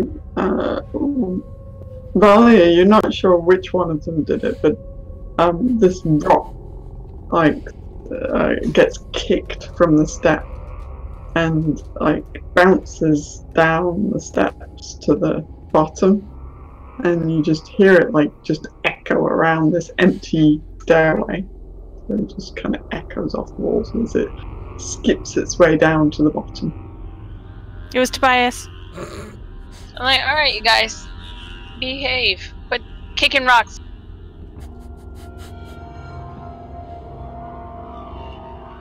And I'm just gonna continue on. Okay. And it's quite dark ahead, but you do see at the bottom of it the opening. It's it seems to lead to a room, you think. Okay. It seems a bit more open up ahead. I'm like, well, there's another room, so I guess we go in. Yep. I'm just gonna stand at the doorway, and I'm gonna stand right in the doorway, and I'm gonna peek my head in. Stick my torch in and peek my head in. Okay. So you see, directly across the room that you're in, kind of over here, is a heavy wooden door. It's got like a banding across it with big, the wood is nailed together with these big, heavy cast iron nails, and it looks like it's pretty solid. Then either side, there are two kind of little alcoves that also have openings to further rooms. And through those alcoves, you can glimpse, there's, are they like, it looks like pools of water, maybe? Or pools of some kind of liquid. I whisper back to Kellisto, I was like, there's a giant door. I think it says dead inside, don't open it. It's just banded and closed. It's really tightly, from here it looks really tightly locked up. I'll just take a step in so she can make it, so she can get... Ooh. Meanwhile, up above, Ulfgar's talking to Aelia saying, well, I don't believe they actually fell for that door trap. Boy, the rest of the party, we might never see him again. Anyway, so... I'm like, Tobias, there's a big heavy door. We see it up. Should we check it out? I don't know if we should open it. It looks pretty, like, well sealed. I taking a couple steps forward. Kashcah, do you mind if I move my character in so that the people watching can see a bit better? No, go ahead. Okay. Yeah, so Tobias, you see either side as well. There's two kind of openings with doorways leading off to further chambers. And it looks like there are like these shallow kind of pools of water or something, shallow pools of a liquid through either side. And then you're not quite sure what you see beyond that. I'm going to approach the door. Okay. And I'm going to take a good deep look at it. Okay. Make an investigation. Just kind of see if they are locked or they. Well, never mind. It's a door. Yeah, I'll walk up behind him and like try to look at it. So, Tobias, it's too dark to distinguish the details. At that moment, as you're kind of investigating it, as both of you are, this rush of cold air like pushes out from under the door. It's just this. It's like a massive cold wind blew from the other side of the door, and just this rush of cold air, comes out from under the door. It's like a little gap, under the door, and this cold air blasts through this gap, and just takes you off guard. And does this door have any holes, any cracks? Just a pick. Mm-hmm. Yep. It's kind of an old wood door, right? So there's some parts of the wood where you could like tiny gap where you could just kind of squint to see through. You'd have to put your face right up to the crack of the door though to be able to do that. And do I see anything? You see a blade. No,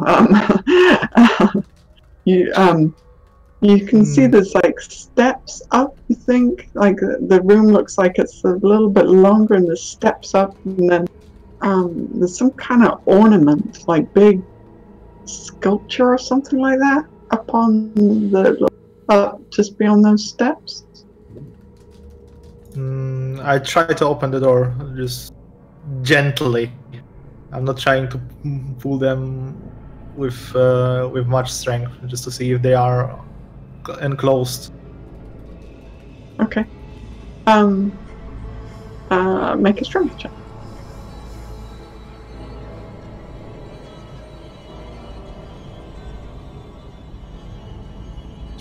Trying. Okay, I don't know about you guys, because you can't hear the music, but it's creeping me out now.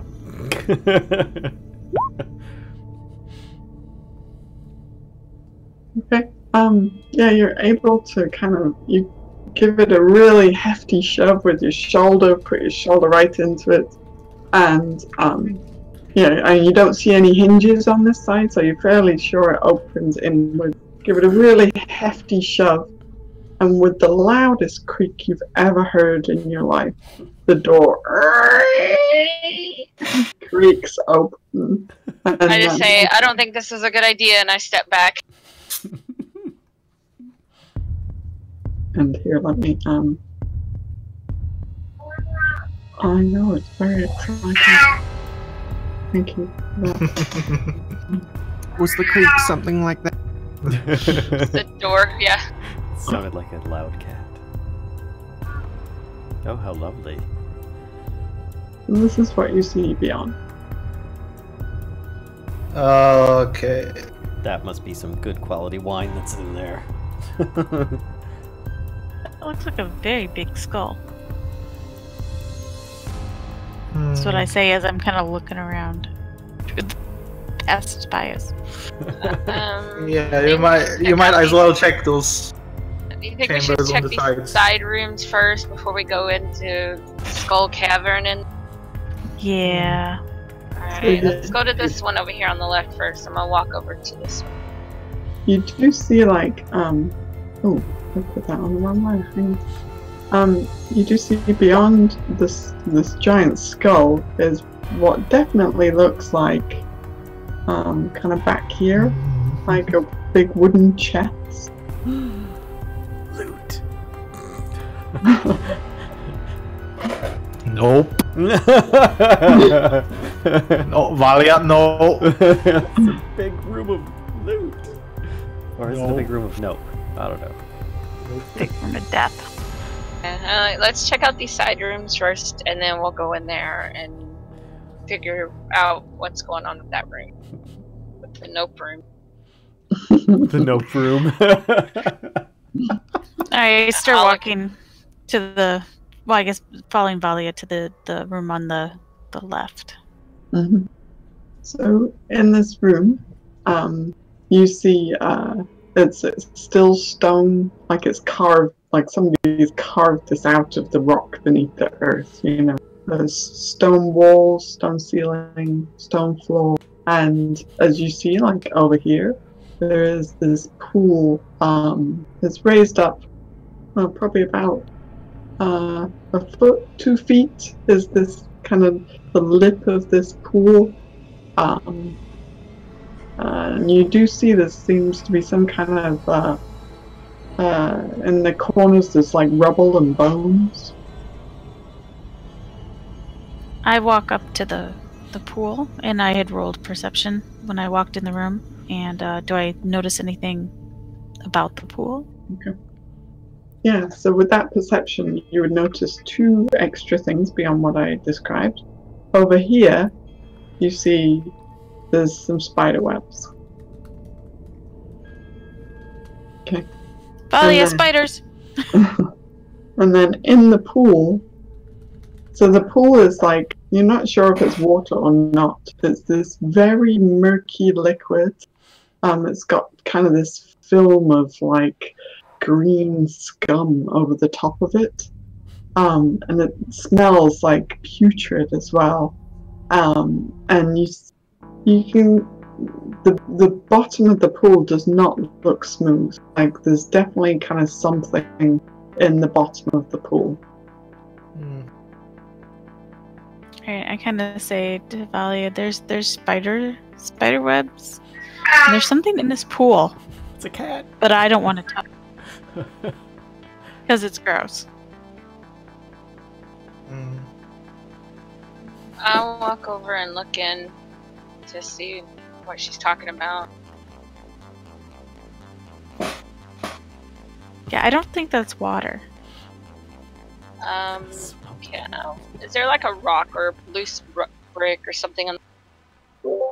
Yeah, absolutely. There's bits of rubble, like from small areas where it looks like kind of the wall has begun to collapse a little bit. You see, like some areas of the walls, the water is kind of just slowly dripping down the wall, like it does, like you see in caves, right? And in these areas, the rock has begun to kind of crumble away.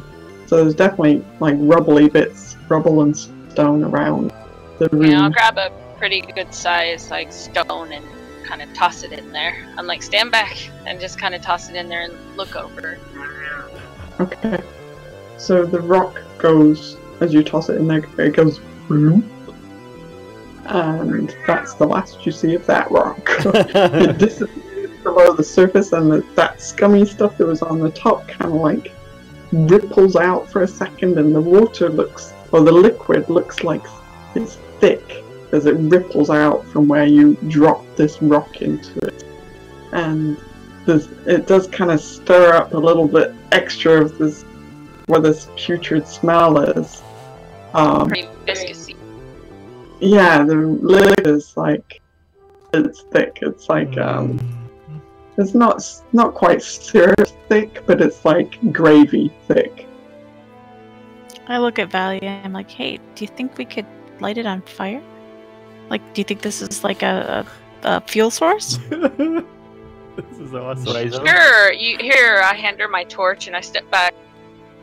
I take my torch and I kind of put it down towards the liquid Wait. that catches fire. Wait, Valia, stop. Don't do anything reckless. It's just this pool. I turned around and I was like, when did you come in here? We weren't doing anything. We're look at this liquid. And I throw a rock in it. Do you see those bones?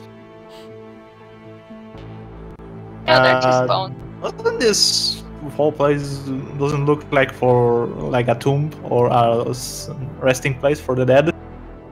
Yeah, that's why I think I can set the pool on fire. It's just like a nice little torch thing.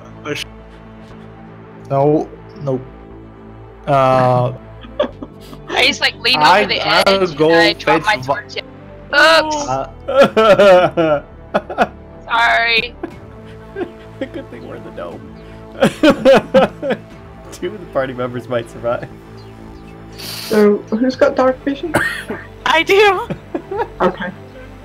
So Valia and Tobias, you are plunged into pitch black. Cannot see. Great. Beautiful. What have you done? I didn't make it dark. It was already, well, Valia, my torch, it fell. somebody takes your hand.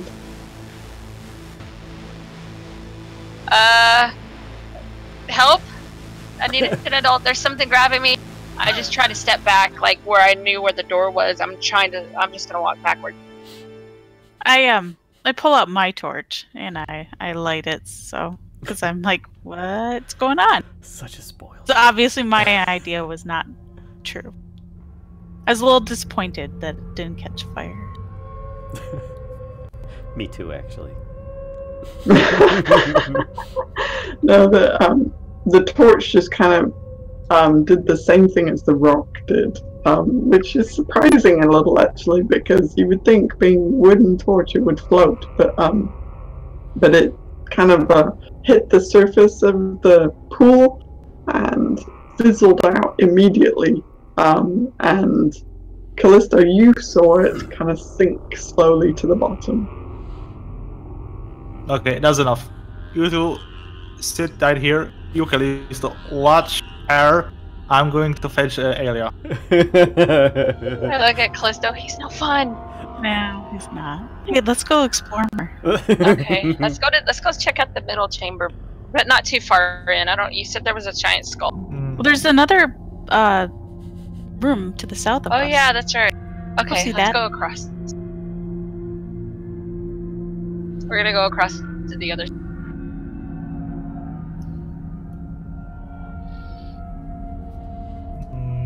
Okay, I was making my way. Meanwhile, I grabbed my torch. And I was making my way. I am at. Yeah, did she fit through those stairs? I imagine she can. It would probably be difficult for her to get down, but I imagine she's certainly. Yeah, we might need your aid. Oh, what have you found? Probably that's a tomb. A tomb? Yeah. Under this little hut? I tell Callisto, if there's something undead in there that we need to kill, we need to do it quick before she comes down here. She'll just re-raid. Don't tell her I said. Ulfgar actually gets a disappointed look on his face. Oh, I was really hoping that there'd just be some wine down there.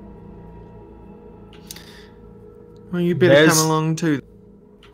She says to Ulfgar. Right. Alright, well, we'll just let this bubble pop then, shall we? We have no choice.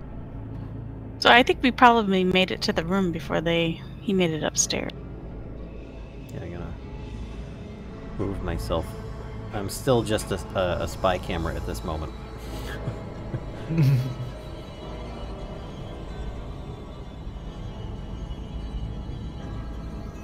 I get into the other room and I do another perception check. See if there's anything different.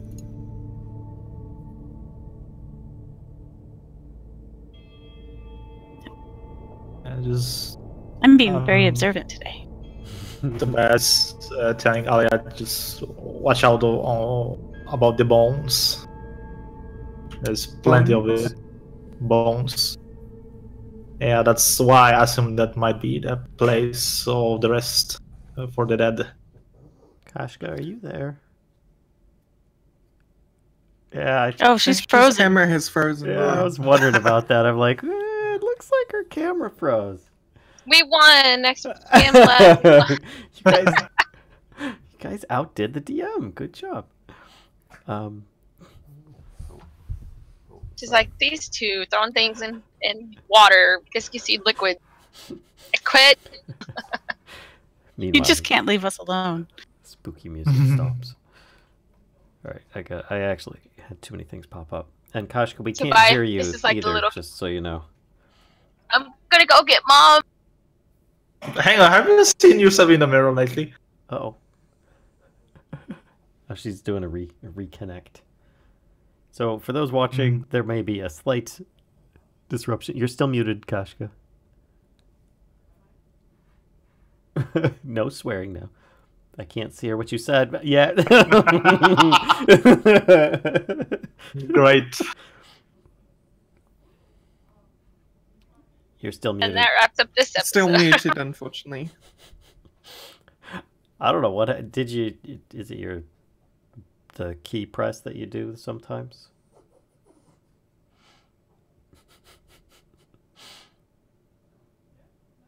Nope. Nope. Technical difficulties, folks. Bound to happen on any live stream.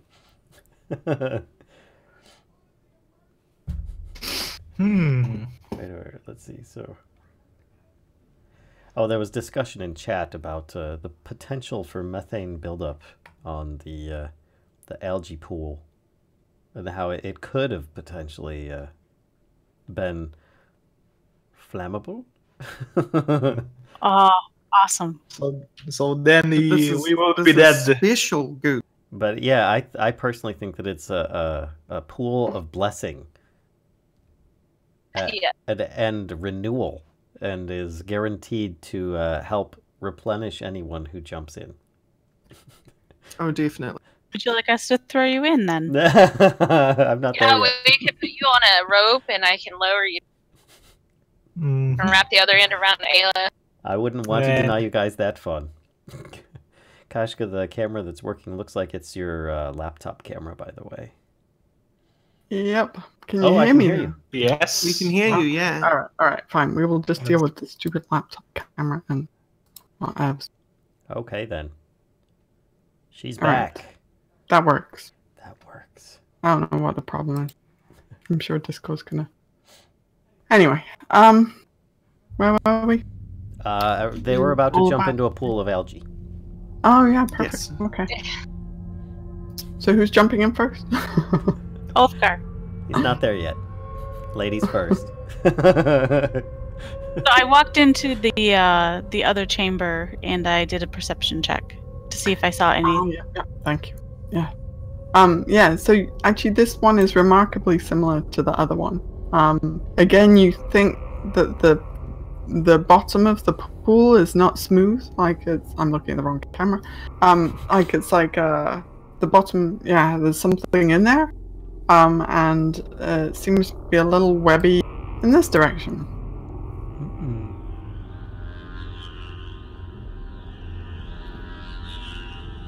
But otherwise it is as you see it. There are some bones, some rubble, generally mossy and damp. I kind of skipped it on the other side, but I kind of really want to go down into the little room. Bum, bum, bum. I look at Callisto and I'm like, well, you can see better than I can. I just have this torch and I'm just like waving it there. Okay. So you enter this room and hang on 1 second. Don't move. 1 moment. In this corner, right? There is a mound of junk. It's kind of sorry, I don't have a visual for it, but it's just a big pile of there's rubble and it looks like old clothing and tattered cloth and moldy, you're not sure what. Well, I might as well look through it and see if there's anything good to keep. Okay. So as you what are you drawing? Oh, I think me and Tobias are just following the voices. Okay.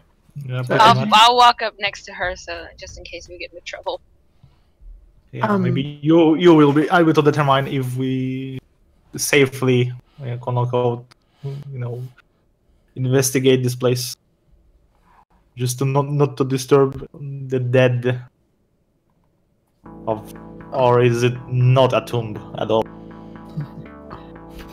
So, do I have any, without rolling, innate feeling about this place? Being familiar with rituals of death and... yeah, you do feel like this would be some of the chambers would be preparing whoever it is to pass to the next life, and you do expect that some of these would also be housing the remains of those once they were prepared.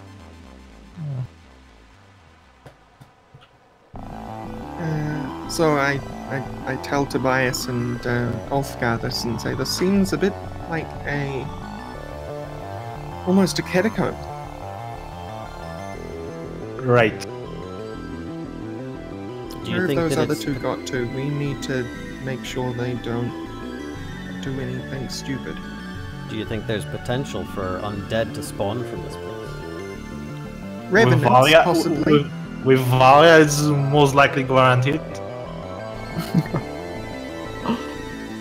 Aelia talks about revenants, and I don't know whether the other two know about that, but she waffles on. Revenants are usually spirits with unfinished business. And they can be attached to places of death. Right. Yeah, that might be true because we felt some unsettling presence and weird weird noises. Where are the some I haven't sensed any presence, but I'm not saying that my abilities to sense are... It looks like they are attracted to darkness.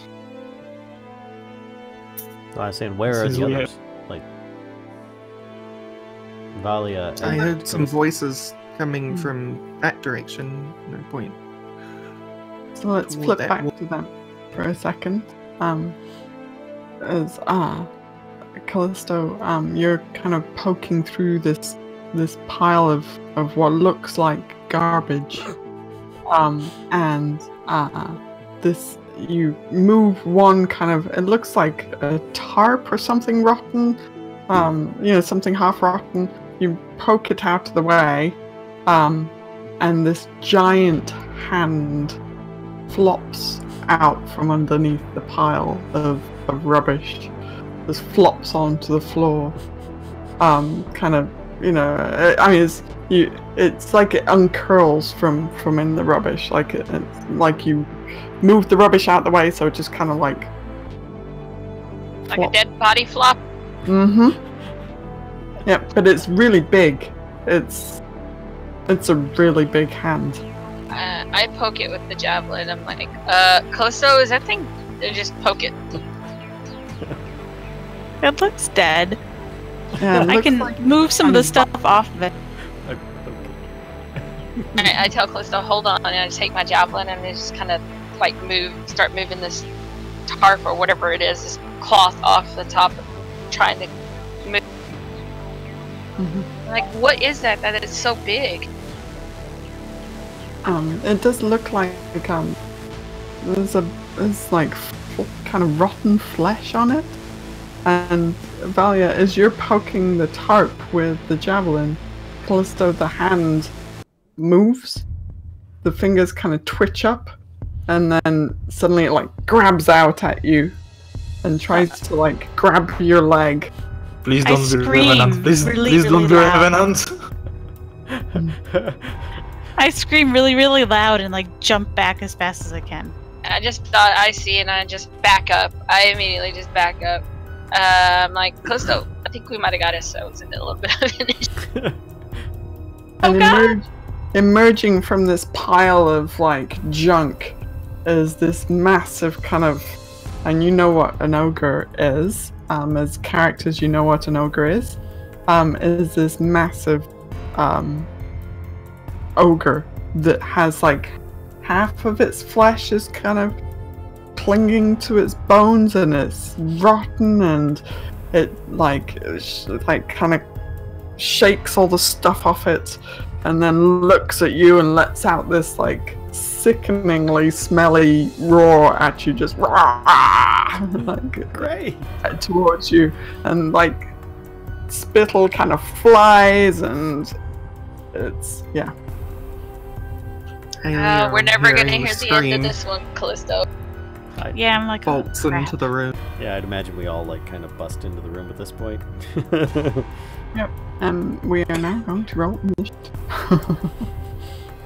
Before we get too far ahead of ourselves. Kind of look at Valia. I'm like, we might get into trouble, but we do have fun. I just laugh. I'm like,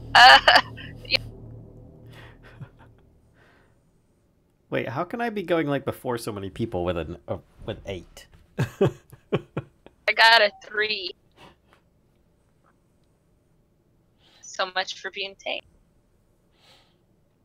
Okay, are we missing anybody? Everybody there? Yeah, I think so. The Flippy, others are outside. and they are all upstairs. Outside. Let's sort this. Okay. So Aelia, you hear a scream and run into the room, and you see this like incredible heap of a undead monster screaming at Kellisto, roaring at Kellisto. We didn't do it. And this dude is massive. He's the large size. Looks like an ogre. Pretty sure. Aelia with this like barely contained anger spits through her teeth. Can you please stop desecrating the We didn't do anything. We just moved a tarp. We just moved this cloth there. We didn't know that was under there, or else we wouldn't have. Swear, we didn't do anything on purpose. I love that this whole conversation's going on. Meanwhile, the ogre just stops and just like looking back and forth.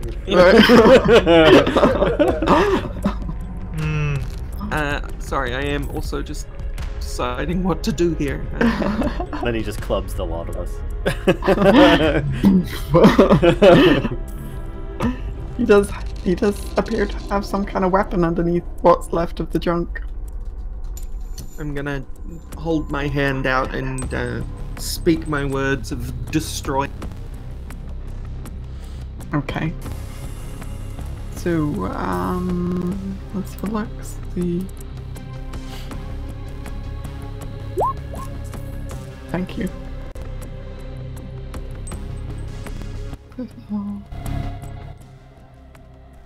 Okay.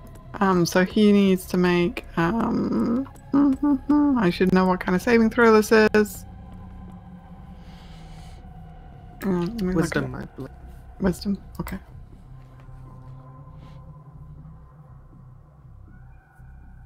It's an undead saving throw. Indeed. Mm-hmm. Has to beat 15. Okay. Alright, wisdom saving throw. He sucks at this. But survives. Wow. Oh, even with his -2. Okay. So yeah, he kind of. Do you want to describe how you cast it? Yeah, Aelia plunges a hand forward between Kellisto and Valia and speaks the words of in Sylvan to tell this creature to return to its rest. And like a light peels from her hands, but it apparently does nothing. He kind of winces at it and then shakes his head and just looks at you with these maddened eyes. Well, one of them's kind of clouded over, but it's slightly hanging out a little bit. But he looks pretty pissed off.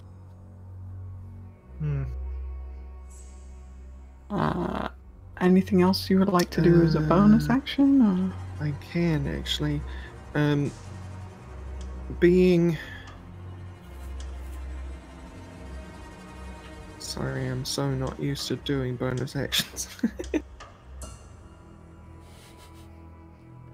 Funny. That's all right. my classes about. I am going to use. I'm gonna, upon seeing the failure of my thing, my destroy undead, I'm going to turn to Tobias and, with the other hand, reach out towards them and speak some other words in Sylvan and cast guidance. Nice. What does it do for me? Yeah, I'm just. Yep. There you go.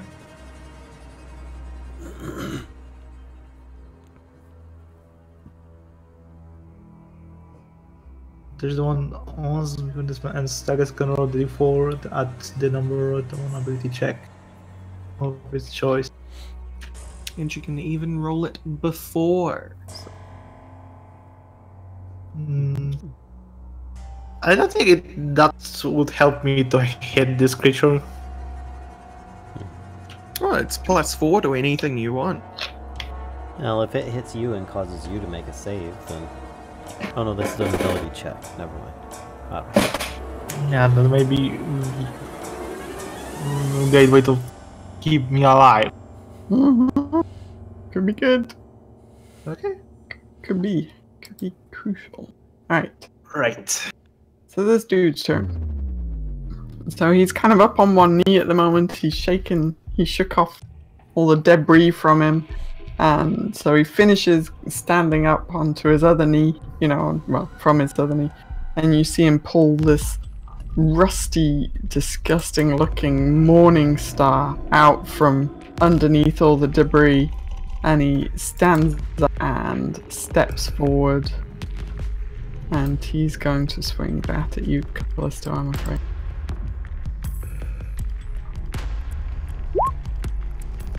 Oh, that hits. That hits hard. So he just does the 18. He doesn't do the +9 because that would... It's still a lot. Just the 18? What do you mean just Just the the 18?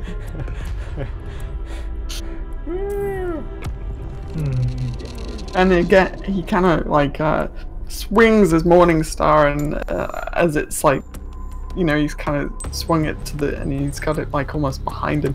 He lets out this incredible bellow again, just roar! It just echoes through the entire chamber. Okay. So he's calling for help, is that what you're saying?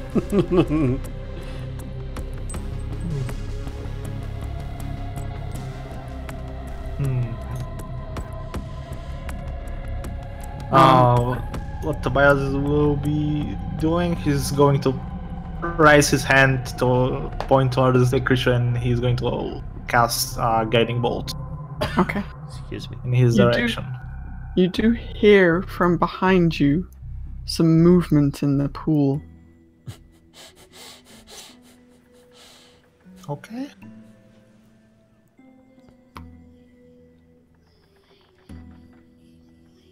New contenders into the ring. Alright, so you're guiding bolting the ogre. Yeah, correct. Okie doke. Does that hit? Yes, it does. He's a big, massive ogre. Sorry. He's not moving very fast. He's kind of, it's like hitting a barn, right? It's, yes, it hits. Yep. Okay, Radiant. Let's see. He's undead, right? So that should count as double. Mm-hmm. Yeah, he is not happy about that. This kind of scorch of light burns some of his flesh, and wow, you thought it smelled bad before, but it takes it to a whole new level. And there's this like kind of, yeah, it burns away parts of his body, and he lets out a screeching roar at that. Much like this. Great sound effects this episode. There's that cat thunder lightning again. Alright. So, Ulfgar. How... Oh, sorry, Tobias, did you want to do anything else? Yeah, sorry. Actually, I'm in a very good position to be at. Just maybe I'll do... I make a space in the door. Okay. Okay. Alright, Ulfgar. How good or bad does the damage that this undead ogre thing look like it took affect it? And it took a pretty good blow there. That hurt a lot. He's more angry than he was before. All right. Excuse me. I will start off with a bonus action and inspire Tobias.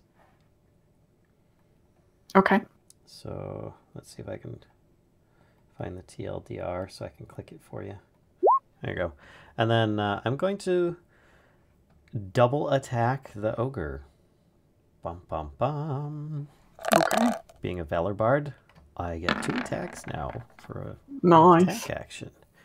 So That 14 hits. And 5 piercing. And then a second attack, because I'm assuming he did not drop from that. He did not drop. 15, and then Also? damage on that. Boop. 7. Nice. Okay. Stabby, stabby. Yep. So you pierce through his kind of skin, and this black ichor, you know, pours forth from the wounds that you create, and he glares at you quite angrily. And He's just an angry dude. Got Ulfgar would issues. say, there's something coming out of the pools behind us. Okay. You do hear this kind of like sloshing around back there. Well, I was assuming I could see. Sorry, could I? Oh, yeah. I Okay. think you'd be able to see, right? Yeah. Well, somebody had a light source, right? I think Tobias had one, and Well, I've got Valia dark had... vision. Oh, you've got dark vision, so never mind. Yeah, you can see these shapes just kind of like slowly emerge from the water. Water just kind of, well, water. This liquid just drips off them. And take one sloshing step forward. Okay, Kellisto. I will hit him with my scimitar. That hits. 9 point. Okay, That's a good hit. that's a good hit. That's a max. I was mad. He hurt me and scared Yeah. me. Made me scream. I don't like screaming.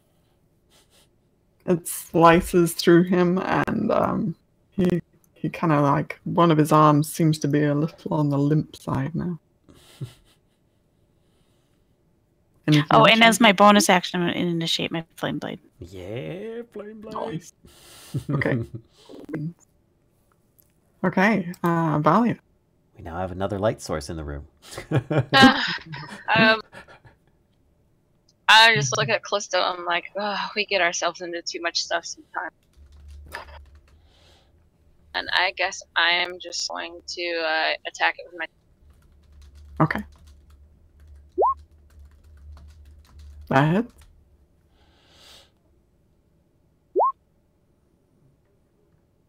Okay. And I do attack it again with the devil. You don't want to bite it? No? No, I don't want to bite it. Look gross. That also hits. I thought you were hungry from a long day's hike. Yeah. Okay. And then my unarmed attack. That hits as well. That's it for me. And yep. I guess that's all. Okay. He's looking pretty worse for wear at this point. Okay. So back up to you, Aelia. Seeing that they seem to have the ogre handled, I'm going to... Ooh, actually that might be engagement, wouldn't it? Mm. To move through Ulfgar to there. Oh, no, because I'm not engaged with it in the first place, am I? Because I'm 10 feet away? Yeah, but I think you're moving through its like threatened area. Or Right. it's, So I think especially as you're I kind can of never remember how this works. moving through yeah, because you're entering and leaving his space, right? His personal bubble. Yeah, if you do that, he's gonna get a swipe at you. Okay, so how far is each of these tiles? Is it 5 feet? Mm-hmm.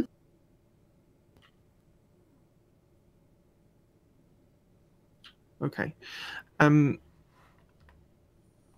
I'm going to try using Destroy Undead again.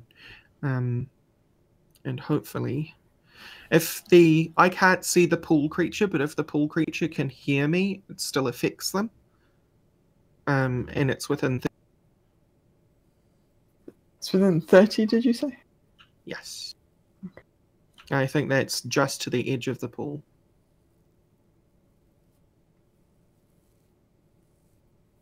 Okay. Yeah, go ahead and we will see what happens. That's you.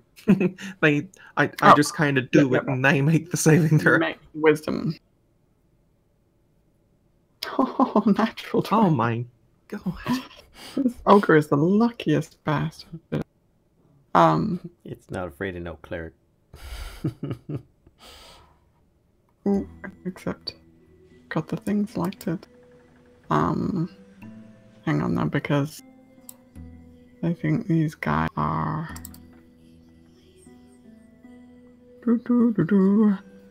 I think they are too weak.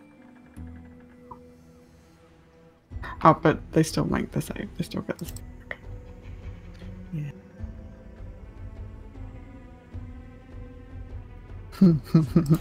Okay, so the guy in front is well, do you want to describe like how when they destroy, is it like they just kind of dissolve, or is it like what It's happens?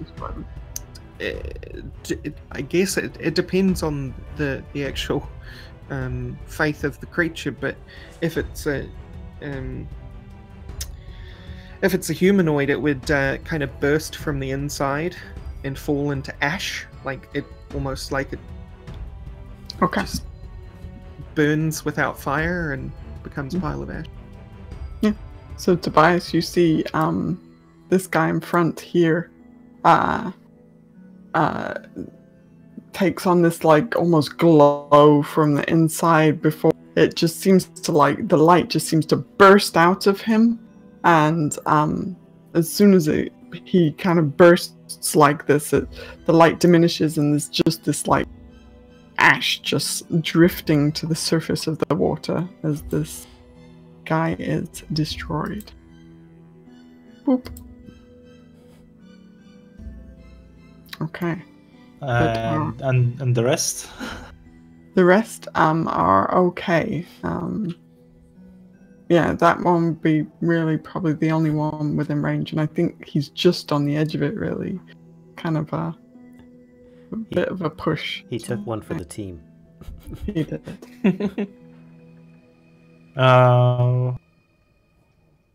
Radius is how many feet? Is the radius? 30. 30. From me. Yeah, I think really like... Yeah. Okay. Is there anything else you would like to do, Ellie? Yeah, by the way, Tobias, I've stopped concentrating, so you've lost the D4. Oh, okay. Oh. And I'm going to use Sacred Flame. On the ogre? Or? Yes, on the ogre. Okay, so he gets a deck save. I have a feeling he's not very dexterous. Yeah, well, he's not very wise either. And, oh my goodness. Well, there you go. Natural 20 with a -2. Oy. He is the luckiest bastard alive. I think he just has resistance versus cleric. Specialized. Okay. He's like, you see, he's like, at this point, his guts are kind of, his rotten guts are spilling out of his torso. He's very heavily injured at this point, anyway. So,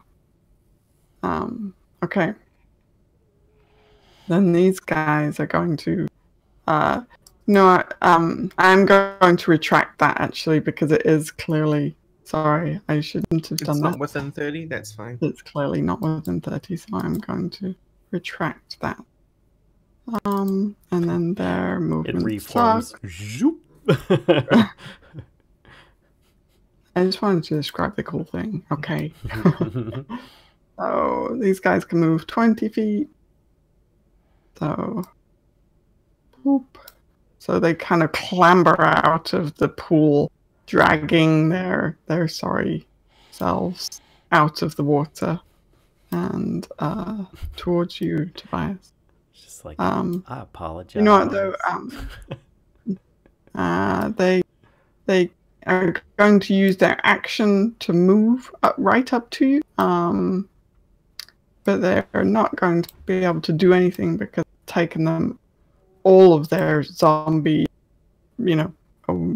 capabilities to get out of the pool and shamble over to you. And they're the zombies you see before you are kind of they're really like the flesh is kind of like draping off their bones because they've been in this pool so long, and they're really kind of half algae covered, half rotten flesh, messy zombies. They smell extra bad. Smell bad. Smells bad. Yeah. Alright. So we're back to this guy again. And I think he's trying to decide who hurts the most. And as he can't get to Tobias because that burned pretty badly. He is going to swipe at you, I think, Ulfgar this time. You stabbed him. He didn't like that. Oh, what the heck? Would you stop it? How many 20s are you rolling? I'm sorry. Wow. I'm sorry. Here, look, I'm gonna do a zombie thing just to make sure that it's not like Stuck on 20s. Okay, there we go. Alright. So anyway, Ulfgar, I'm sorry, but you take a shit ton of damage. Yeah. Technical term for that. It's alright. That's why I made sure he had a high constitution score, is because I knew he would take a shit ton of damage. Boy. Not that he could take it regularly, but yeah. So that's what... Just getting this... 29. Just imagining this dwarf 29. like hit like a baseball bat. Yeah, this disgusting morning star just... he just kind of backhands you with it, and it just... for a second, all you can see is like stars. The pain is pretty intense, and yeah, you're gonna need to update your tetanus shot for sure now. So this morning star is pretty gross. Tobias, you've got a new group of friends. Yes, I see that. Got a little fan club over there.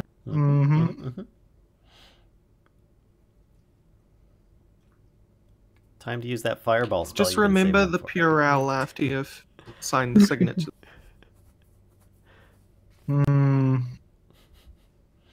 Conflu is a big deal.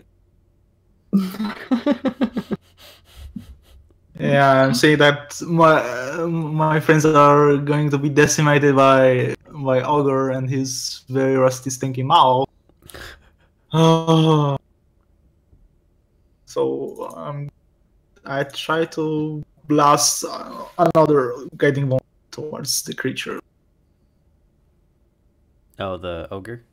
Or... Yeah, the ogre. Or your hang on, how many spell slots do I have? Why should have all of them minus 1. Because I think you've only used the one spell. Yep. And it's 5th level. Spell slots per... Okay, I have 4 slots on level... or the first level spell, and 2 slots on the second level spell. Okay. Again, guiding bolt is probably... I have it. Spells. It was on level... Yeah, it first will. But I'm going to cast it on level 2. So do it. Just hit it. Do it now. Do it.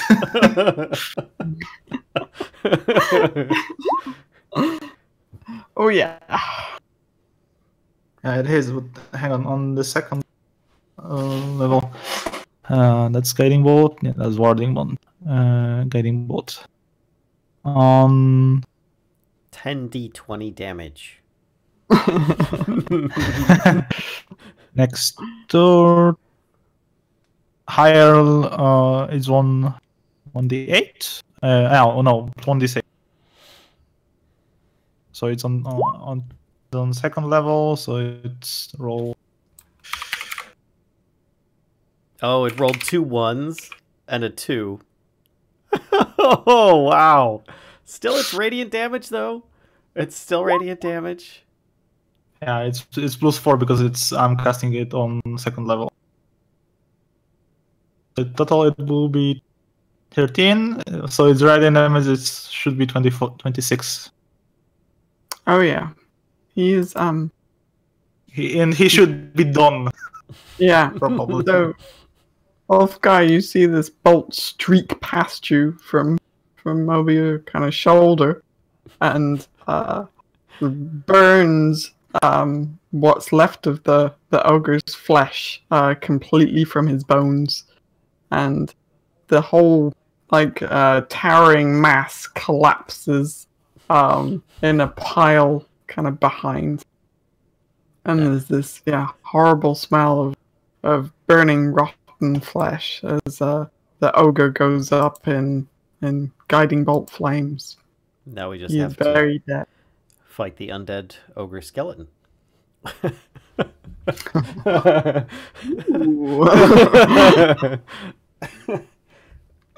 Anything else you would like to do, Tobias? I think you've still got a bonus action, right? And movement. You could always move. And movement. I might be able to cast spells as a bonus action, probably not. If they say they are, then yeah. Like, they'll say whether they're an action or a bonus action. If that makes sense. That might be very risky what I'm going to do. I would like to move somewhere here. And then cast a spell. I'll do that. Okay. So if you move away from these guys, a couple of them are going to get a swipe at you. But as a bonus, you'd have inspiration, and you could feasibly use it to increase your or decrease one of their attacks by 1d8.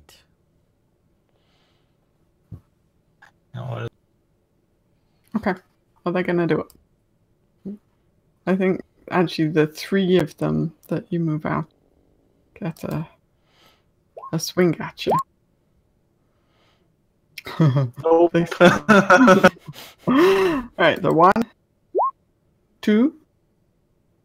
I know it's it hits. The second hit. So what you could do is roll a 1d8 and remove that from the attack, and this uses up your reaction. If you don't want to. So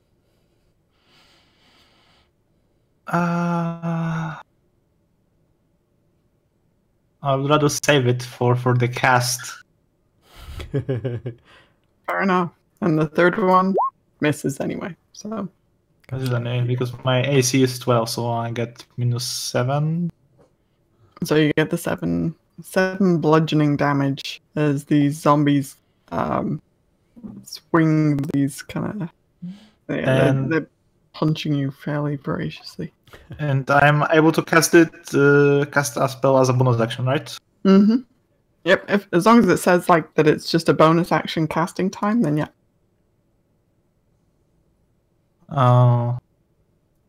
Because I would like to cast. Where is it? Not Cure Wounds.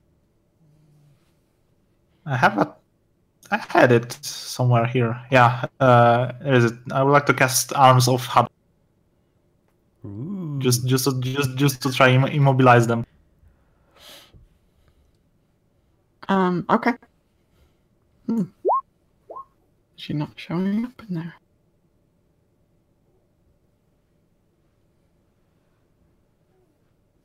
Oh, that Miss Mecca's turn. Okay. Okay. I'm not sure if there's DC. Hang on. How DC? Arms of Horror. DC is equal. Oh.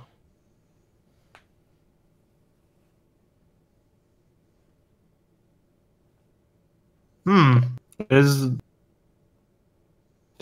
no DC for this. So it'd be like your caster DC. So it would be against your save, wouldn't it? I mean, your caster DC as strength. They have to beat it. Yeah. Yep, so Yours. the zombies make. It'll be the spell save DC listed on your spells tab at the top right there. It's 13. Okay. Nope. Failed. Failed. Failed. Oh, succeed. These two Now guys they are... take half, don't they? 'Cause Yeah.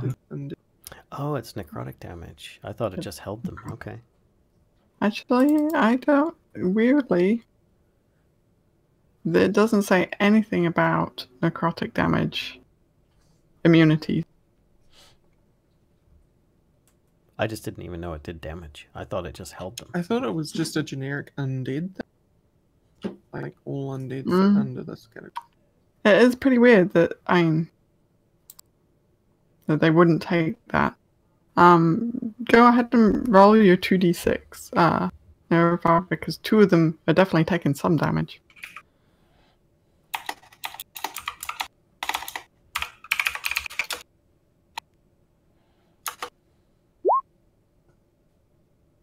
Nice. Okay. Nice. so the- Only 2. This one. There's 4 of them, and they all should be in range. It's 10 feet. Mm-hmm. That's true. By the way, in 5th edition, necrotic damage will harm a lot of undead. There are plenty that have immunity to it, though. But it would Okay. list it in the creature Yeah. stats. It does. That's what I read too. It seems to be a case. Okay. Okay. So it looks like you are missing a save I for am. one of the. Yeah. So they take half. Yeah. On a success, they take half damage. Okay, so that one Yeah. takes And that. those who failed, they are taking full damage and they are immobilized for the 1 turn. Okay, I need one more save. Okay, that one failed as well. Okay. Alright, so... And they're immobilized. Okay, I need a token. Let's go with that. Okay. Nice. And what you're going to see, it's the black arms going to rise from the ground and grasp on the zombies. Nice. Okay. They're really confused. They're like, hey, that's our move. Rising up from the ground and grabbing people by the ankles. So they're thoroughly confused by this. Darn ankle biters.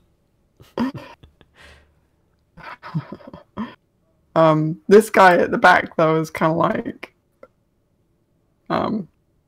yeah, he's a bit upset about taking damage, but he doesn't seem to be grabbed. So, all right, that was a very productive turn, Ulfgar. Thanks for the inspiration. I move over a block. Oh, there's 4 of them. Okay, I thought there was 3. I did not know this. I'm glad I moved over a block. And then I'm gonna Foos Rhoda. So let me draw my square. Yeah. And let's scroll down. Thunder Wave. Roll the dice, ignore the to hit because that doesn't apply. Casting it at 3rd level. Ooh. Oh boy.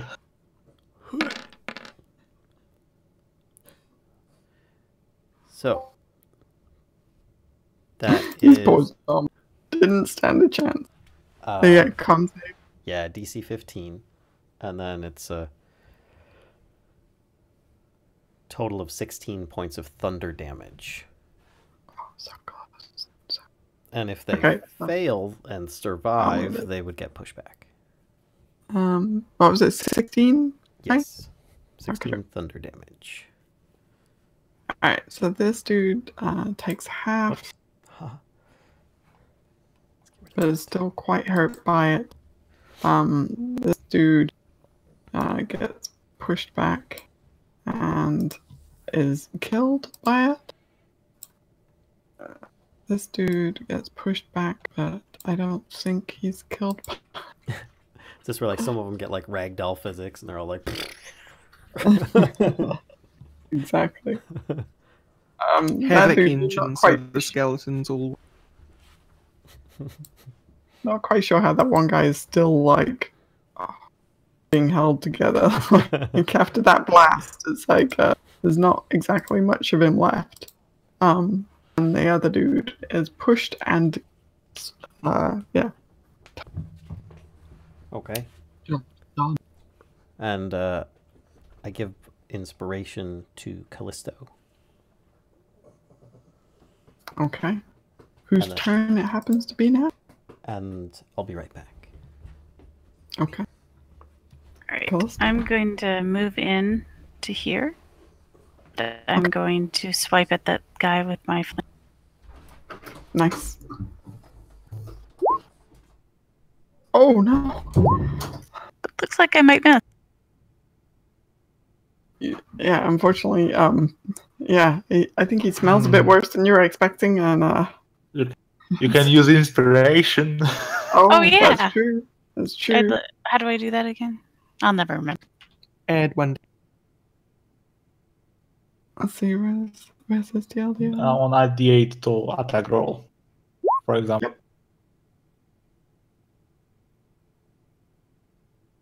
Oh, other way around.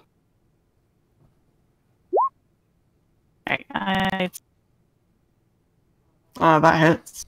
Yay. So he is finished. Slice through his flesh. It's almost like going through butter because his flesh is so rotten, and it just kind of slips off the blade, and he just collapses to the floor. Wait, that's my turn. Okay. Fine.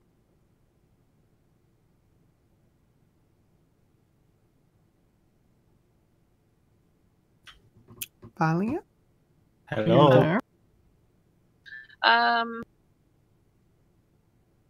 Everybody just kind of left the room, huh? Knock knock.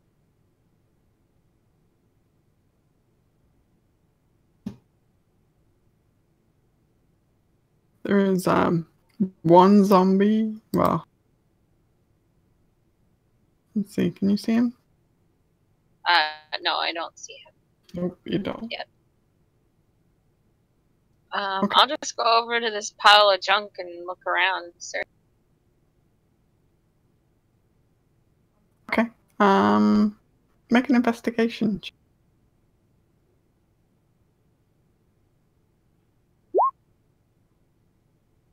It appears to be just old moldy junk, unfortunately. There's not much there.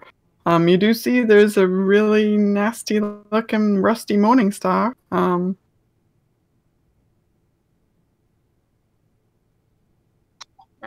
Okay. I just sigh and just walk back around and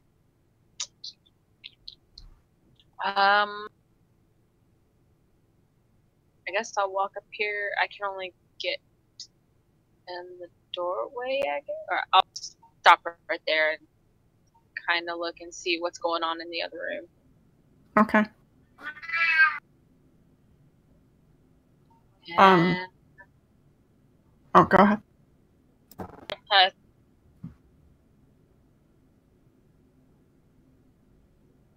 Okay. Aelia. Okay, I'm going to bonus action first. And move into this square. Okay. And of... Oh, he's back. Excellent. Sorry. Of which of you looks more haggard in terms of, like, your general constitution? I'm generally less than half health. I'm at 20. Which is relative to what for you? More than half.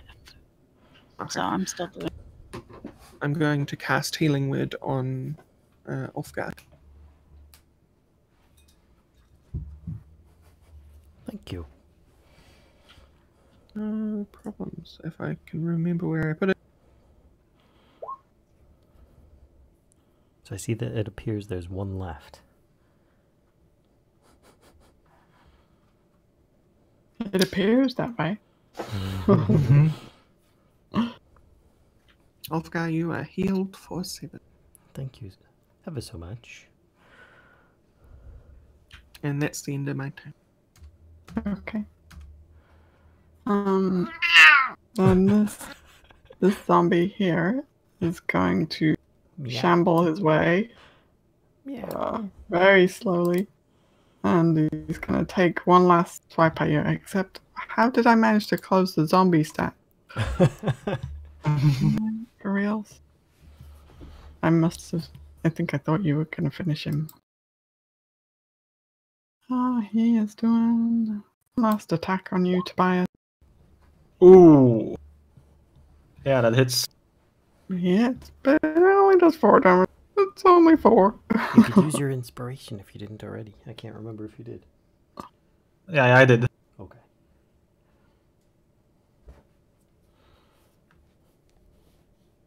Alright, and that's him. The ogre zombie is no more. That's kind of weird that he still shows up. Oh, I know why. So Tobias. Listening. It's your turn. It's my turn.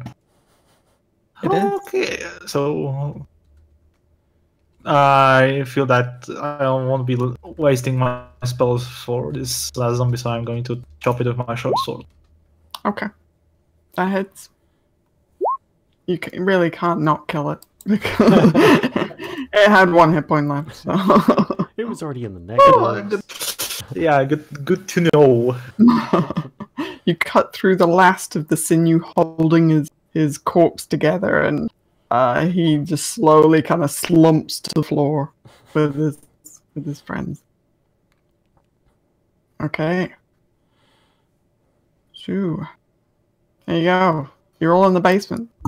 Big basement. Is combat over? It is, yeah. Aelia is going to immediately trot past everyone into this room here, and without even checking, she's going to say a destroy undead. Oh, like targeting. Oh, you're just kind of doing just a 30 feet around her, yeah. All right. Yeah, you called it. It is. We have some friends here in this pool as well. Let's do that. And She just walks in. Boom. You're all dead. We're not doing this right now.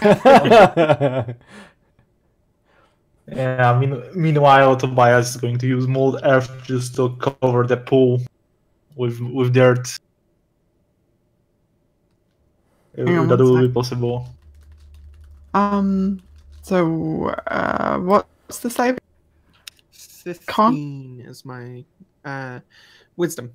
Wisdom. Oh my god. Okay. Hey, hang on. Yeah, zombies aren't very wise. I feel like that's intentional with the Unless they're ogre zombies, in which case they have jilted dice. Yes, they do. Okay.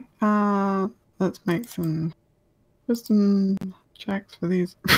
Oh my god. Kashcah, you hate me. There's always a leader. I think you found There's always a leader. Okay, what is going on with me? it. Was standing behind the others. Oh, I made up for it. -1. How do you roll a -1? Okay, oh, it helps if I've got the select tool going on, doesn't it? Oh my gosh, come on. What is going on? Let me select the damn zombies. Can I? No? Oh, that's why. Okay. So, dead zombie. Good old dead zombies over here. So one of them made it. Now, to total frustration, she's gonna sacred flame the other.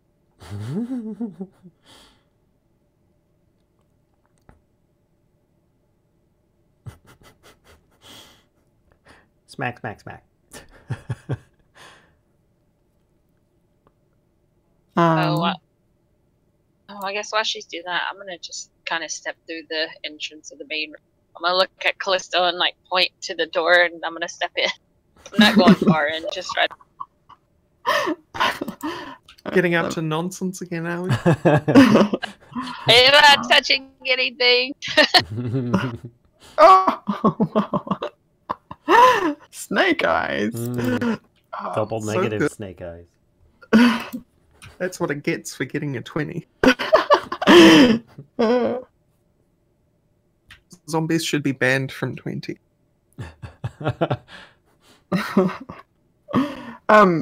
So he and the sacred flame like scorches most of him away. But he is still kind of through some miracle of I don't know, hiding behind his mate or something. He is he does manage to cling on to his undead life.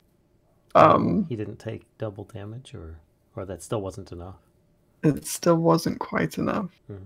Like so close, but the other thing that happens is you hear from this direction. There we go, that direction. A kind of blood-curdling screech. This kind of part, like half hiss, half screech. From over that direction. Then one last thing happens as well. Hang on, I gotta. Oh, really? Okay.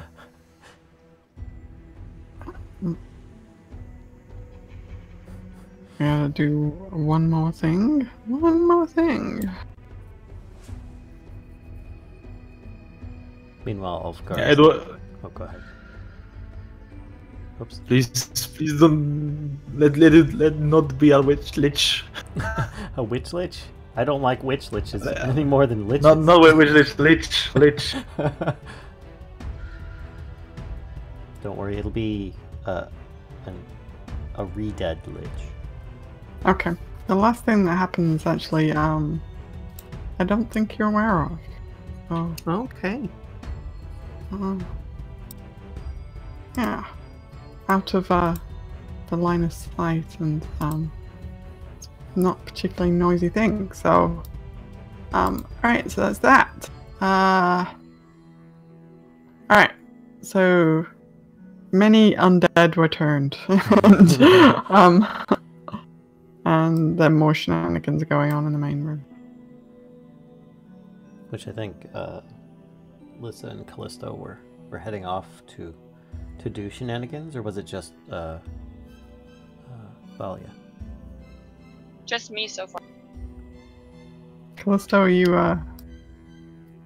Aelia out? has this expectation that everyone else is a team player and will follow her. No, I'm just kind of staying in there in the big room. Like, I was just kind of like, okay, well, I'll just stand here for a little bit and see. Ulfgar says, have you still got your... Well, do you still have your scimitar burning? No, I'd let go of the flame blade, but I have my scimitar. Oh, okay. Never mind then. I just steal back through the door. Aelia, since we're on this cleansing spirits, do you want to come in here? And I'm not touching anything. Do you want to come in here and maybe do something in here just in case? While this is going on, there's a shambling zombie crawling out of the pool in front of me. You do hear as well, all of you hear from kind of the room that Aelia went into, this, the sound that zombies make as they are turned. So this kind of a screech from them as their life is taken away from them once more. Yeah, and you all also heard hear Aelia shouting her back to the grave with you, kind of thing in silver. It's like one of those Hollywood EM pulses that goes like... Yeah. Zombies screamed and yeah. So, anybody else want to do anything? No, I was staying in the middle. I was hedging my bets to see what happened. Either way. I was trying to catch up, but dwarf doesn't move as fast as others, and she moves as fast as a horse. So I was still trying to catch up. Like going, hey, wait, are there more? Yes, there's more. I'm on my way. I have a question though. Yeah. All those sounds they will be echoing on the surface. Oh, like up above, you mean? Yeah, like up above. And you guys probably it's pretty loud. The ogre itself was loud. That you think Also, would be. So, that's what I meant. Probably Arokh could go in and check on us. Oh yeah. I did do a thunder wave, which is very loud as well. Tries to squeeze down the stairs. Yeah. Yeah, if Aelia would fit in, so She so doesn't Arokh. count as large. She counts as a normal medium. She's like a So I don't know pony how that centaur. works spatially. Yeah, because she's still like as big as a horse. But Hang on. If Older would be able to get inside, Well, he was unassembled and reassembled down here, so. that's Franken ogre. that's not the case. Arokh could kind of remember it's only the first like few steps that are the smaller space, so it would take him probably like a couple of turns to squeeze his way through that bit. or turn his way in. Mm-hmm. Yep. But then once he's past that bit, then he's fine. Yeah, so he's definitely going to dig his way in. Okay. All right. just rip the door frame off. Yeah.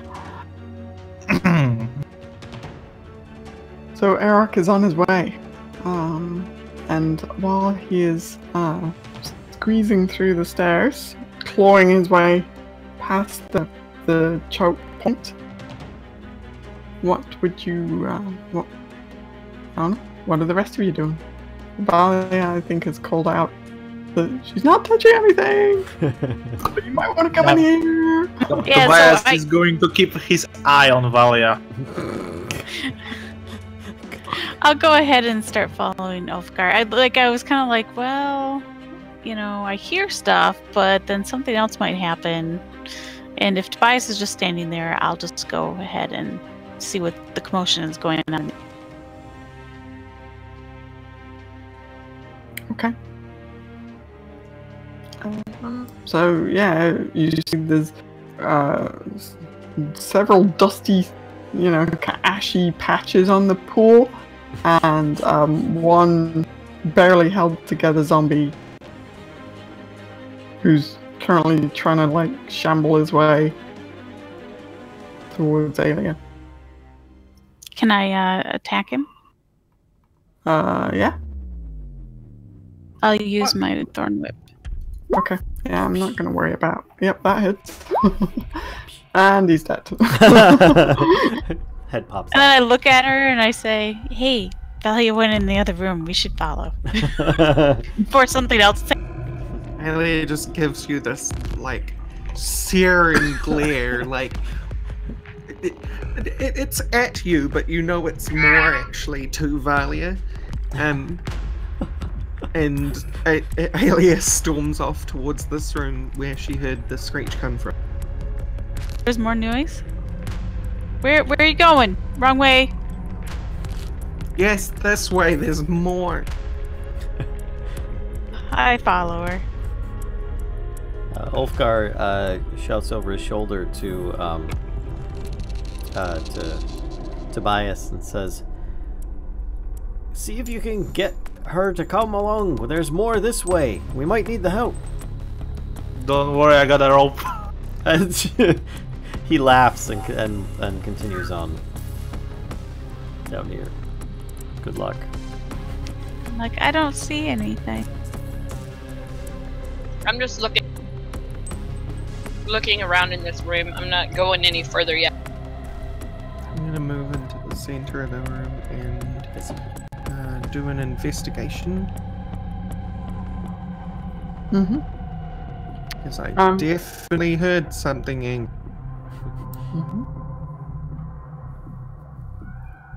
But I do not see it. Yeah. You're pretty sure, kind of, I'm using like a bit of your investigation and just spatial kind of logic of the place. You're pretty sure that the noise you heard earlier is from in this room here. Okay. And she continues then stubbornly in this direction. Okay. Tobias, meanwhile, is going to grab Valia by the shoulder and drag her out of the room. Good luck with that. Yeah, good luck with that. May have a few less fingers when you're done. Oh, we need to go. The rest are waiting. Is this What the are they kind of playing spooky with? scary that I re-initiative? Yeah, we need to do that. And what you see, Aelia, in this space is there are kind of several sarcophagi in the alcoves that you see there. And the one where you see the creature is the lid has been kind of pushed open. The vertical kind of sarcophagi, and the lid has been pushed open, and this creature is stepping forward to greet you. Oh, good. Hand outstretched. What about Arokh? Did he made it through? He would be. Oh, yeah. Let me bring his token over actually, and then I can plunk him down where he will be. The undead Ned Flanders. Hey, don't diminish my bad guys. Sorry. Can I gnome on your brain? Yeah, it's like the Simpsons Halloween special.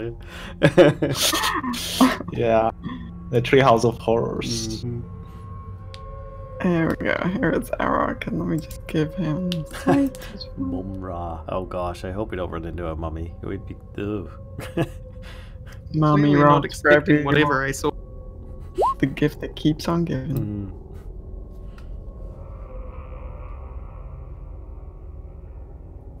I think we alright. Okay, doke. So, if I could actually, can I? Alright, Tobias, it is you first. So, then, like I said, I'm going to grab Valia and pull her out of the room. Okay. Just saying, did you hear that? They might need your help. Well, yeah, actually, it'd probably be good if you do just roll initiative as you're having some level of interaction with. Thank you. I won't resist either if he tells me that there's some. Did I hear the noise? I guess maybe. You've heard all kinds of noises from that area. A Yeah, variety of. Yeah, I won't resist. I'll just turn around and be like, "Oh, Okay. Alright, Ulfgar. Yo.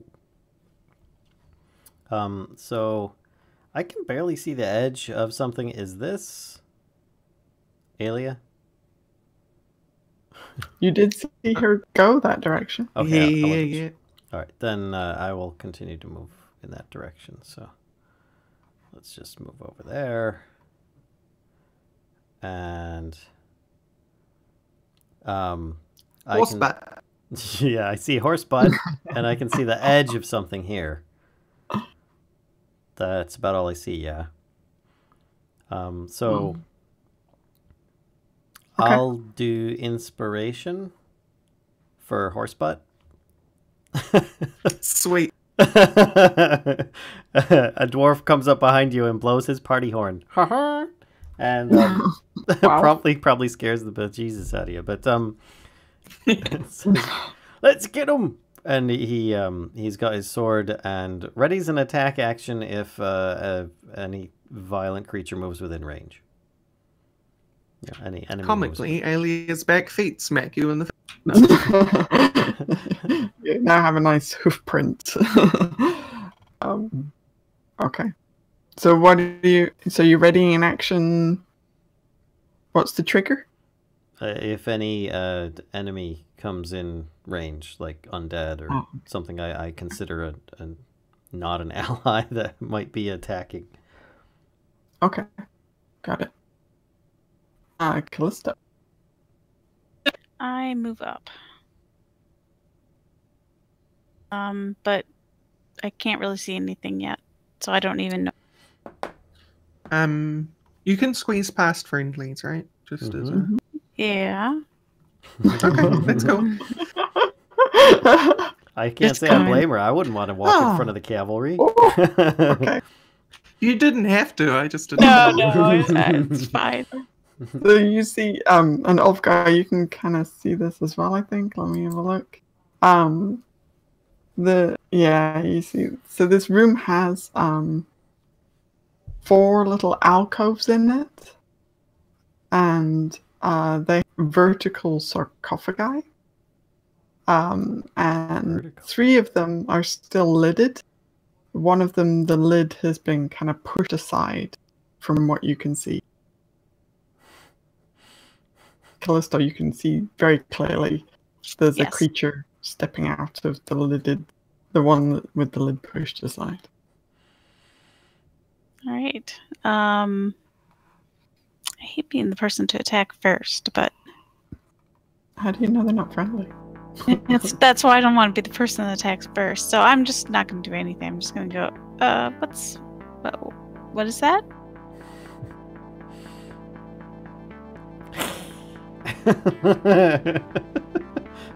Okay.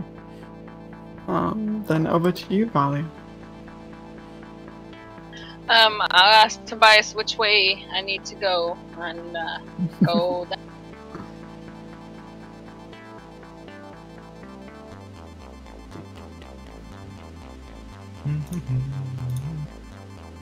I'll just use, because I'm just to get there closer, just use my full action.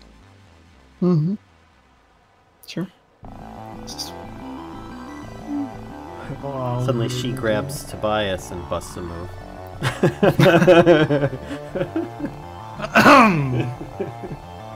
Yeah, Arokh is making his way down the stairs, and that's as far as he can move this turn. Well, hang on, because this dude gets to go first. I want to non-consensually exsanguinate you. Very much. I can get about there, my full movement, turn movement, and that's about it. I'm like, what's going on? That's about it. Okay. We're having a party and you're invited. Yay. I didn't touch anything. That's your new battle cry. Alright.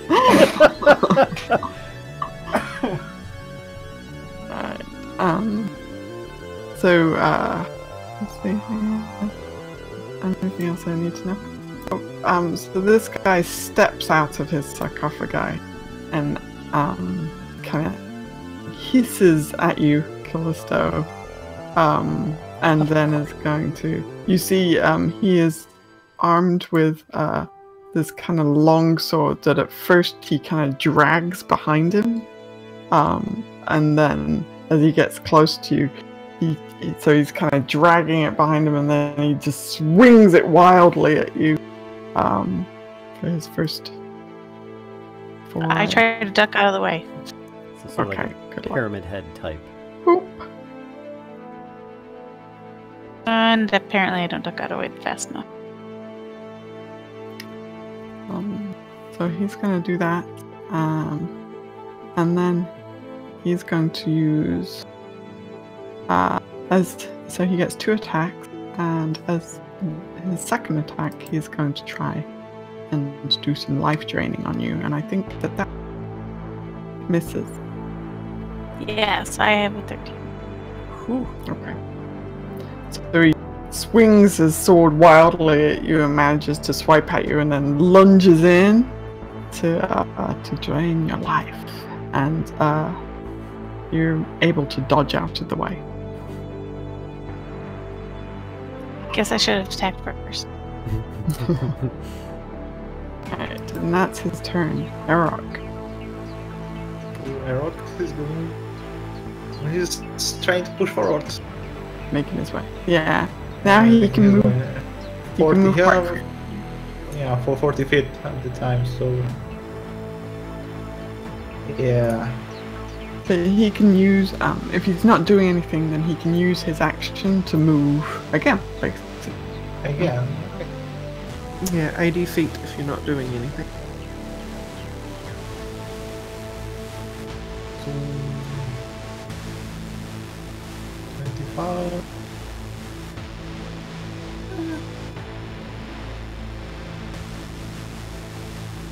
Okay. Okay. Okay, and I'll follow him into the direction of the shrieks. Okay. So Aelia. hang on. That will be. Oh, hang on. Aelia goes first. Okay. Sorry, I'm just reading a thing again. I have so many things that I need to constantly remind myself.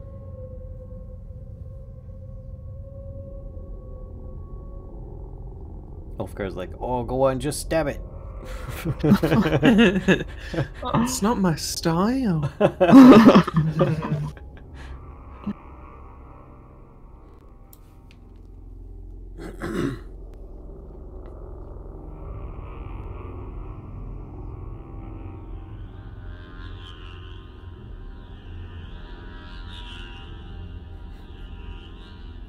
Sorry, I'm blanking on this.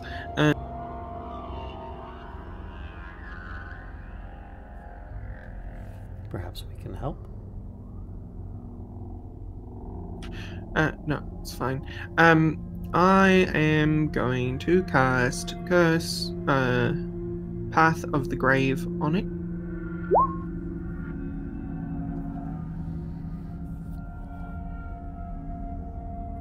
Which means that basically it takes extra damage from anybody who attacks it for this turn and until the start of my next turn, I believe. Mm-hmm. And then I'm going to light it on fire with righteous flames of fieriness. Hopefully. Sacrediness. Sacred flame. Good. That's a duck save. Natural 20. Oh, on the second roll. So he takes some damage. Yep, that hurts a lot. Ow. Ow, ow, ow, ow. Now I wonder, actually, hang on.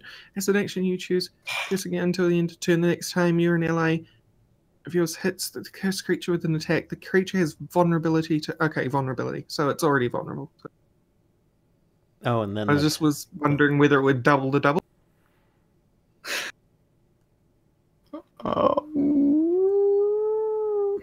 I think, I mean, I don't know if that really makes much sense.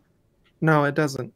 Because it's a vulnerability. There is certain things you can metagame like that, but this is like vulnerability specifically. And if something's already vulnerable to it, then you can't be extra vulnerable. Mm-hmm. yeah, it's like double advantage on an attack means you still just get regular advantage. Okay. Yeah, exactly. So just double. That's still good. Yep. Yep. He screeches after being engulfed in this kind of a holiest of flames. So, not happy about that.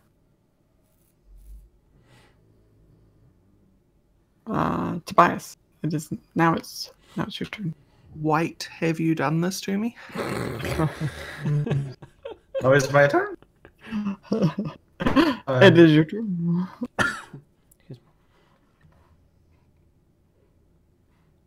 So I'm physically making my way towards the rest of the group. Okay.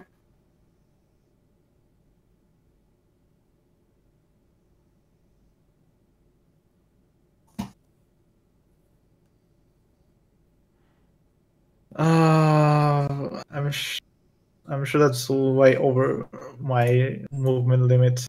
Yeah. So that will be it for now. Okay. Ulfgar. How badly damaged does the white look after the previous curse and attack? Yeah, pretty badly damaged. All right. That's very vague term. Ulfgar will move on like a steak scale. He's kind of medium well done. Okay, I wasn't expecting that for a response. So Ulfgar will move into the room. And we're done being deaf, by the way. What's that? Never mind. Sorry. Oh, still. And he'll cast his new spell. Because he's got a long sword. White has a long sword, yeah?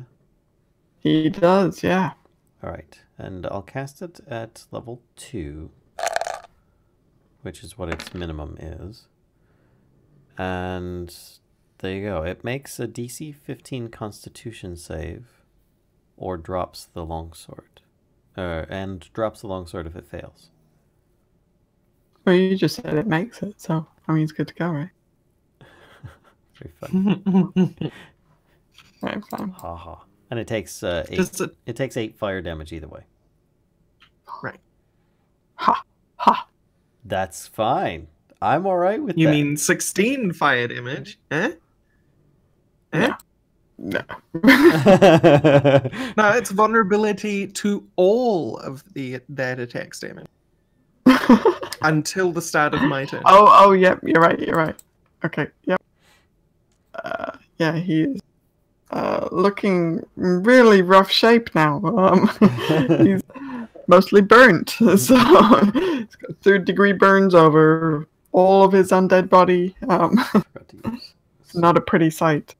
And then he'll cast Healing Word on Kellisto. So I'll do that, and then I'm not moving or anything else after that. So I'm done. Okay. Kellisto, you have some healing coming your way, and then it's your turn. Yay. 8 healing. All right. I am going to... Can I do my bonus action before my... Mm-hmm. So I can initiate my Flame Blade and then use it? Mm-hmm. And that. this guy has, like, most of the skin and flesh has been burnt off him now. All those flowing white locks that he had, gone. The eyebrows, nope. I only hit an 8 though. That misses. But you have inspiration. No, you Do don't. I already? I gave it to Horsebutt. Sorry. Yeah, you gave it Whoever's in the rear quarters of the horse has inspiration. So she's a Halloween costume now. I like that. Only it's actually 2 people. You had no idea. It's been 2 people this whole time. And my back half seems to be doing things just a little bit before my front.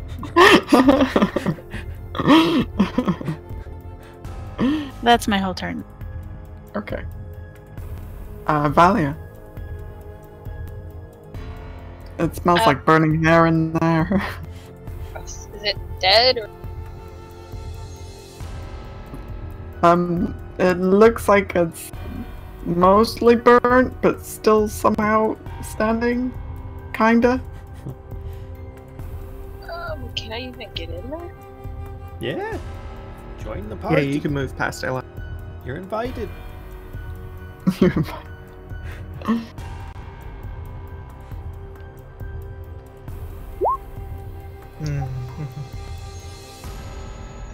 Second. Much Oh, better. boy. Yeah, he's dead. Okay.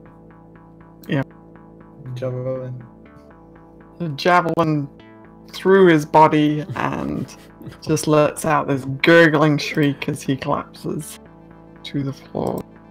And I look around to make sure there's nothing else. I ask Aelia, is there anything else in? Well, funny you Hi. should mention.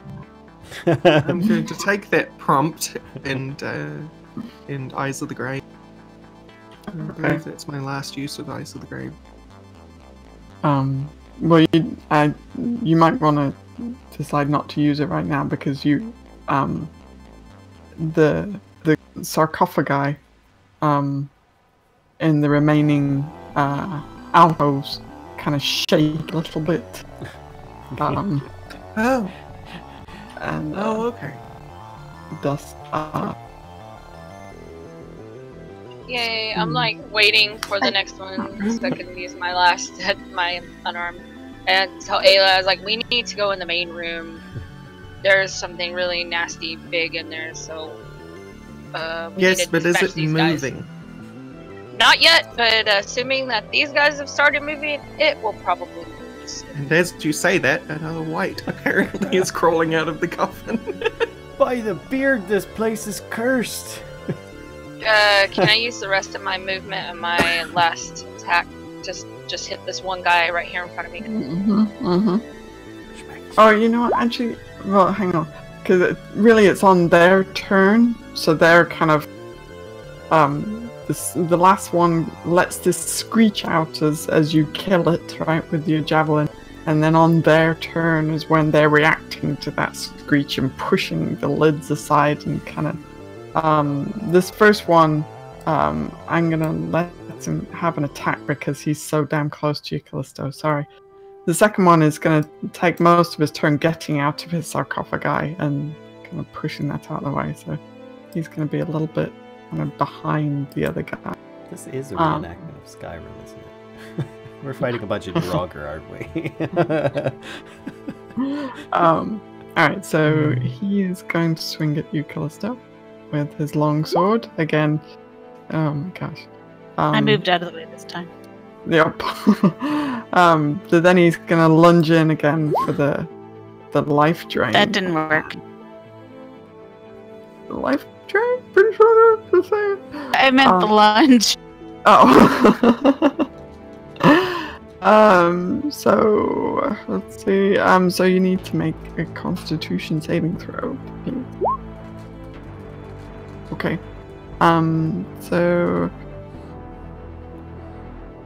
So you take 4 necrotic damage. Wow, that's really? Wow, 1. Okay. And a 1. How did that one get? Okay. Sorry. So you take 4 necrotic damage, and your maximum hit points are actually reduced by 4 as well. Fudge biscuits. Well, it's not that bad. Come on. Okay. Every little helps. Alright, so that's their turn. Alright. Okay, Arokh. Hey, Arokh! Dragon to the rescue. So he's going to make his way right next to Tobias, and he's going to hang on. I did not change that, or did I? Hang on. The pounds. Grab, tail snap. Yeah, I changed pound.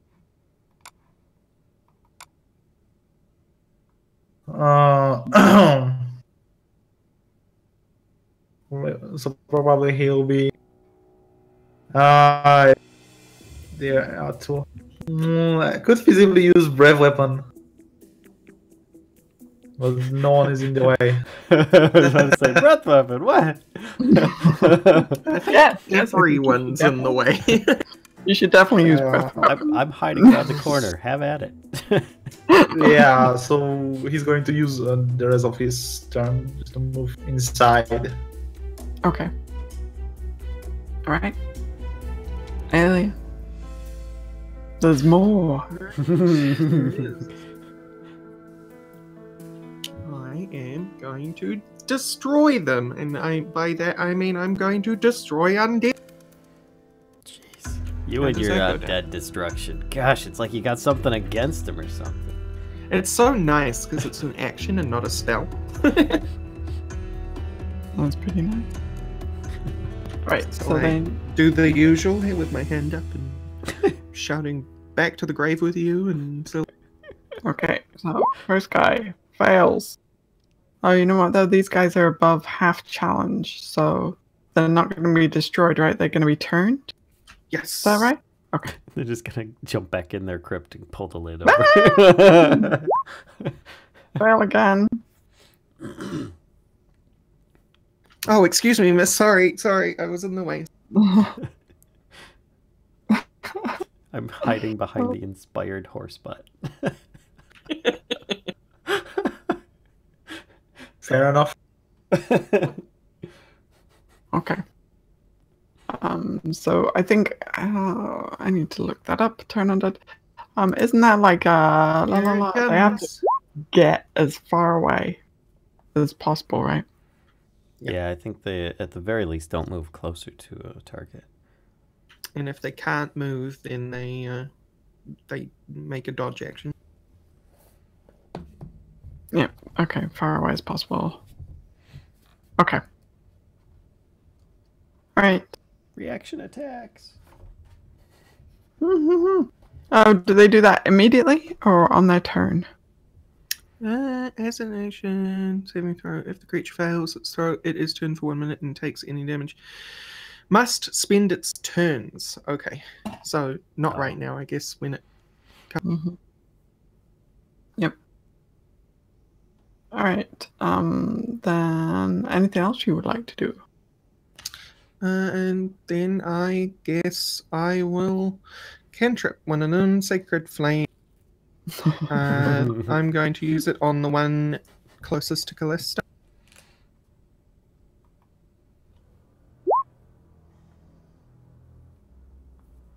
Okay, that saves. It's a good cantrip to have in this situation.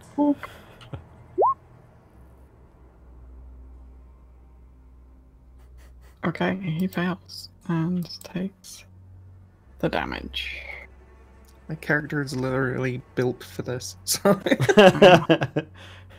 in these specific situations, I'm a little overpowered.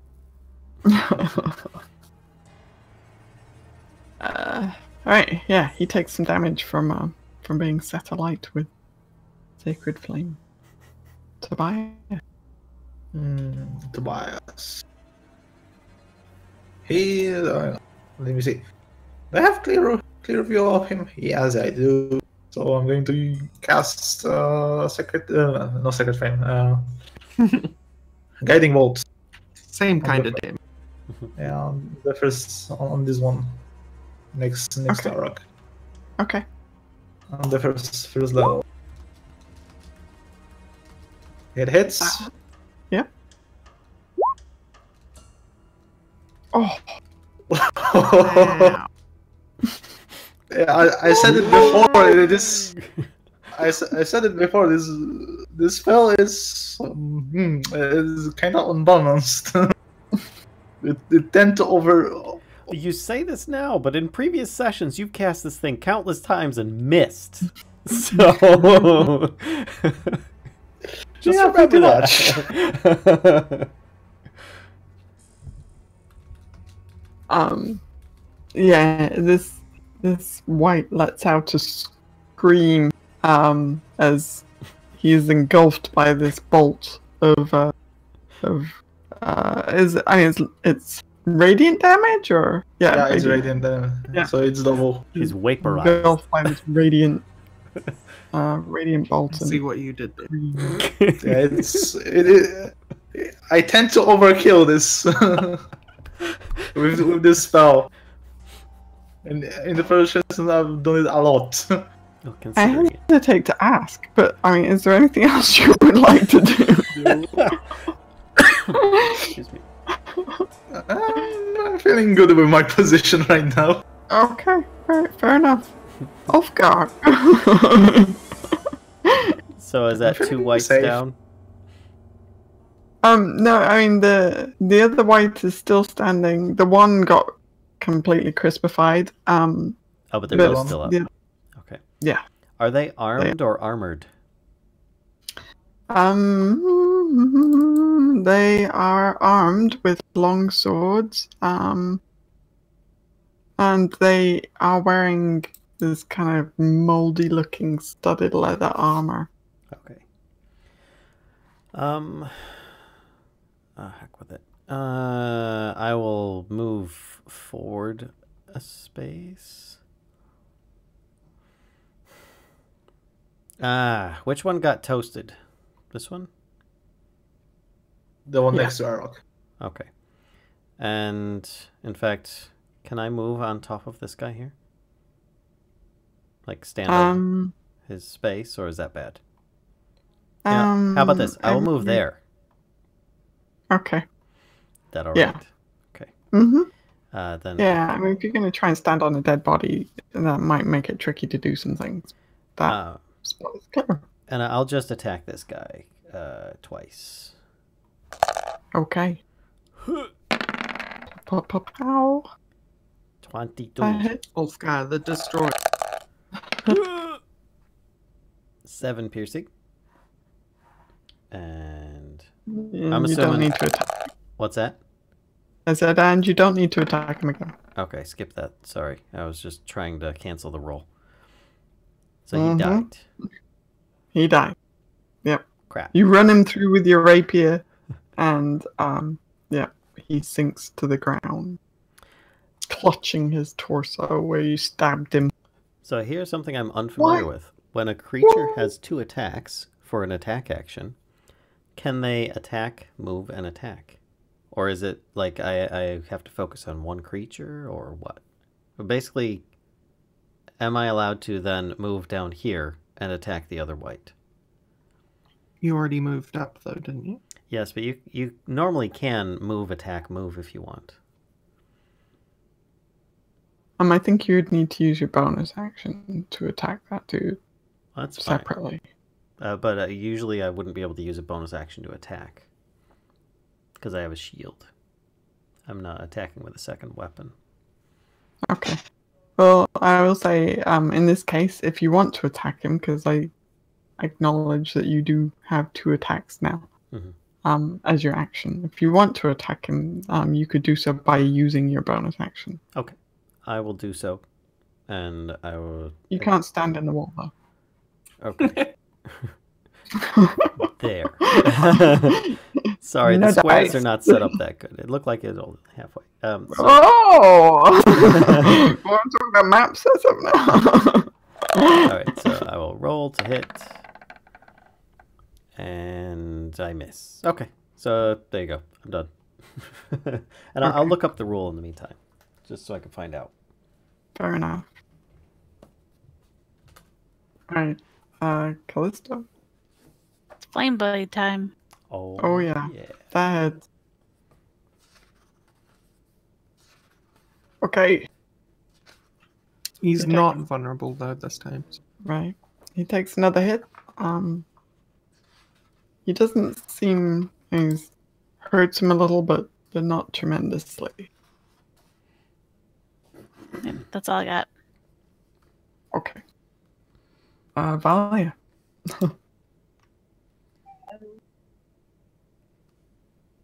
I guess I'll try to squeeze over here in the corner and attack this guy.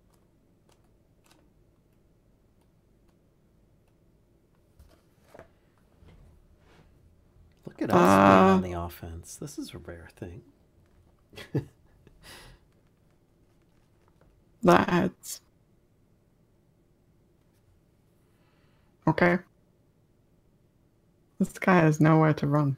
Nowhere to run. I guess the second one probably misses. Yeah. And unarmed.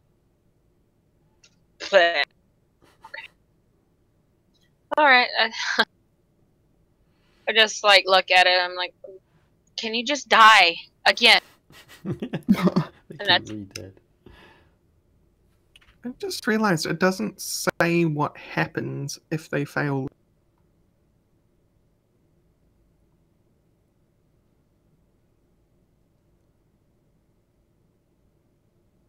If they fail what?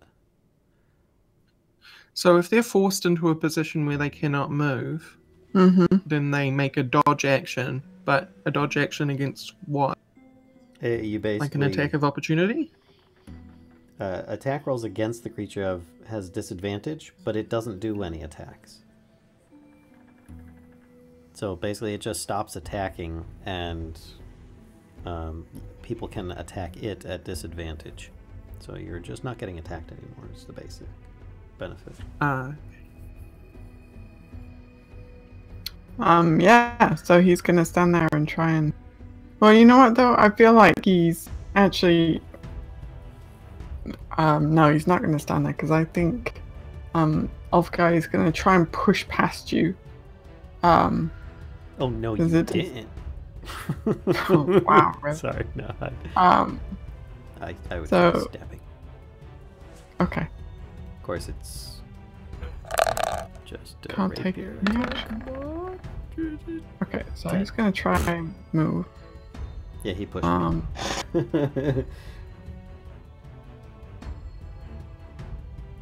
Okay. That's So a disengage from 3 people, though, right? Yep, so you all get attacks of opportunity on them. Because I don't... Well, I mean, it's talking about, like... Wait, hang on, let me read it one more time.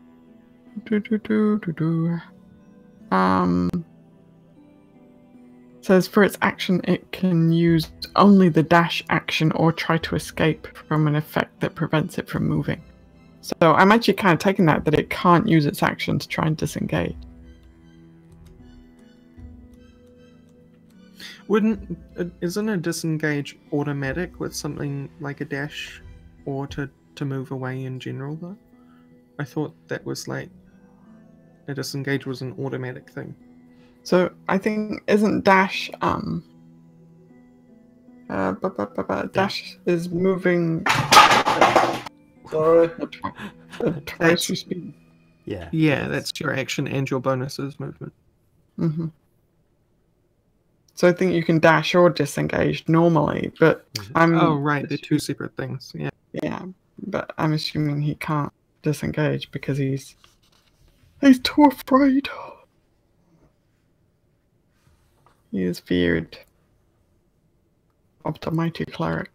So that's the his fear thing. of death in him. Yeah. So Kellisto and Valia, you can swing at this guy if you would like to. Sure. He fears Aelia more than he does dying at your hand. Ooh. So, wait, hang on. Dying. Okay. Kellisto, yeah, you hit 2. White kebab.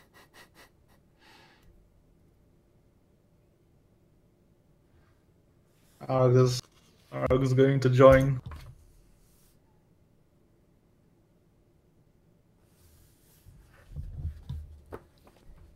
So I don't, because he's still in Arokh's threat.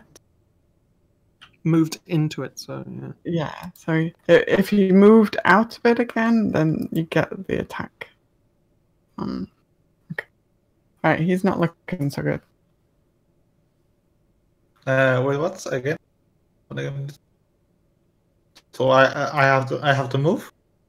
No, because he's still standing next to Arokh. Arokh doesn't get the attack of opportunity on him. I think I know what's happened. Nerevar, it's not Arok's turn yet. Oh, but it is. Yeah, it is directly now. So. Yeah, so Sorry. He's going to attack it. Okay, sorry. Yeah, I totally misunderstood. Okay, so that hits, and yep, he takes some more damage. Okay. And as a bonus action, he's going to try to bite it. Okay. That misses. He's gonna bite the white.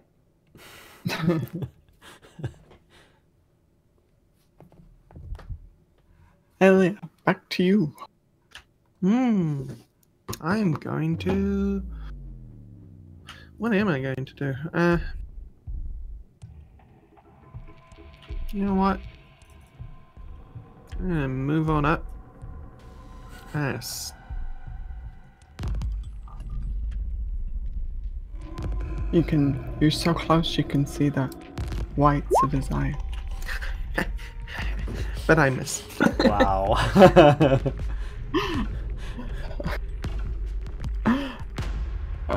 Okay. Any bonus actions you would like to? Oh yeah, move is... I keep forgetting. You can move on the Stadia too. No, it's fine. Yeah, I guess I'll sacred it. Dance! White dance! Yeah, that finishes him. So again, this flurry of flame just engulfs the white, and one last scream is let out as he perishes in.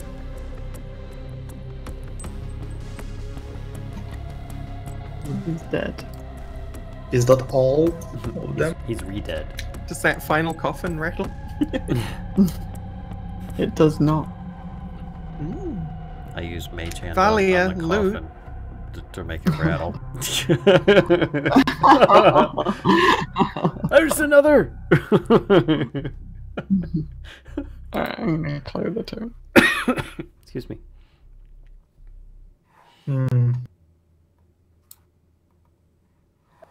I just look at everybody. I'm like, we can go through this stuff later. We need to go see what's going on in this big chamber because I have a feeling that we're not done. I'm just gonna run off. Bye! I swear I'm going to... We should probably follow. She needs one thing, it's a leash. Alright, so everybody's kind of making their way into this space over here, I take it. The space beyond the door. There's a door? There's a space? There's a space? Oh, well, the door is open now. Somebody pushed it open. Some spellcaster pushed it in. Yeah, I was going to say, for once, it wasn't Valia. I'm seeing all the icons like dancing around on the table. I just make my way into the room and I'm just like looking around. There's dead things in the corners. Yep. So there are two emaciated corpses that actually are kind of they're in manacles and chained to the wall. Well, they were in manacles and chained to the wall. Now there's very little of them left. Then at the other end of the room there is a skull that looks like it could have belonged to your ogre friend that you just cleaned up. Maybe even bigger, though, actually. And it's kind of been fashioned into this kind of ornamental structure or statue up on the platform.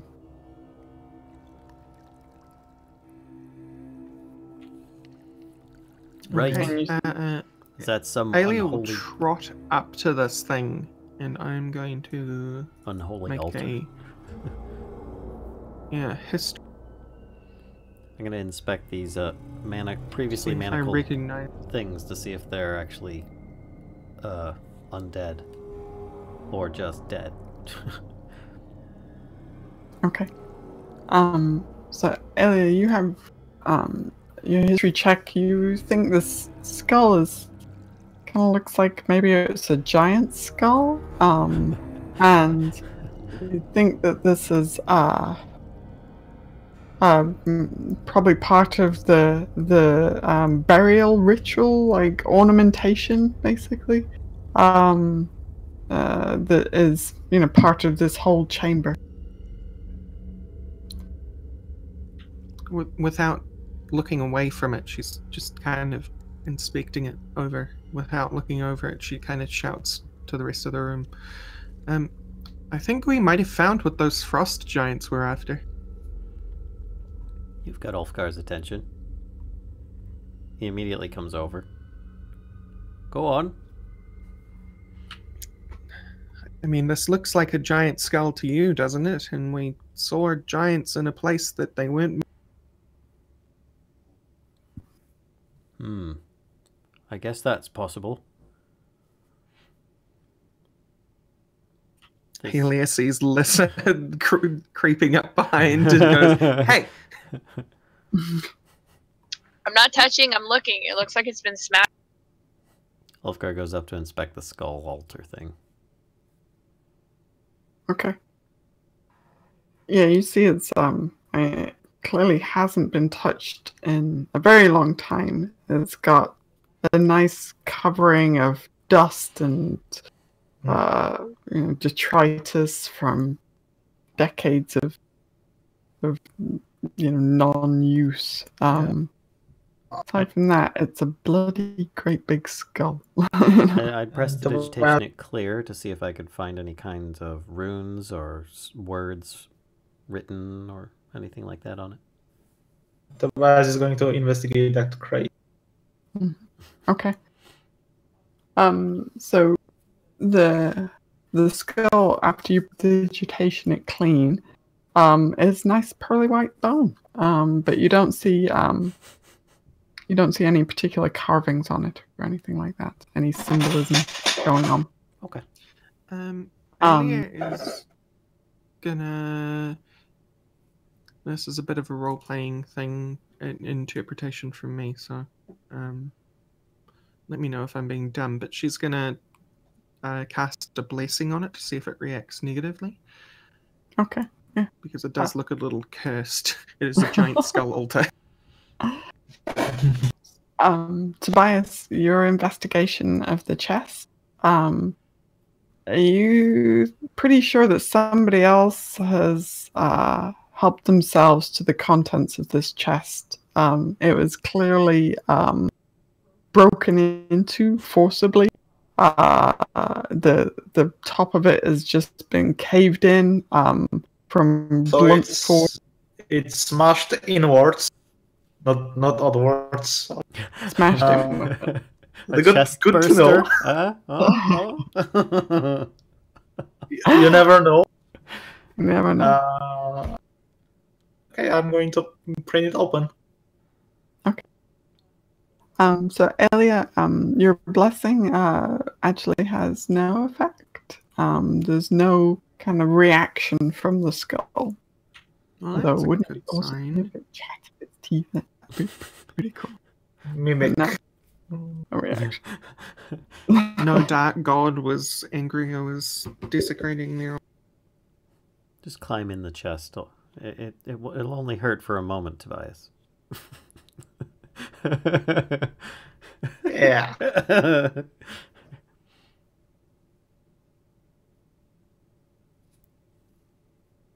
So he was opening the chest?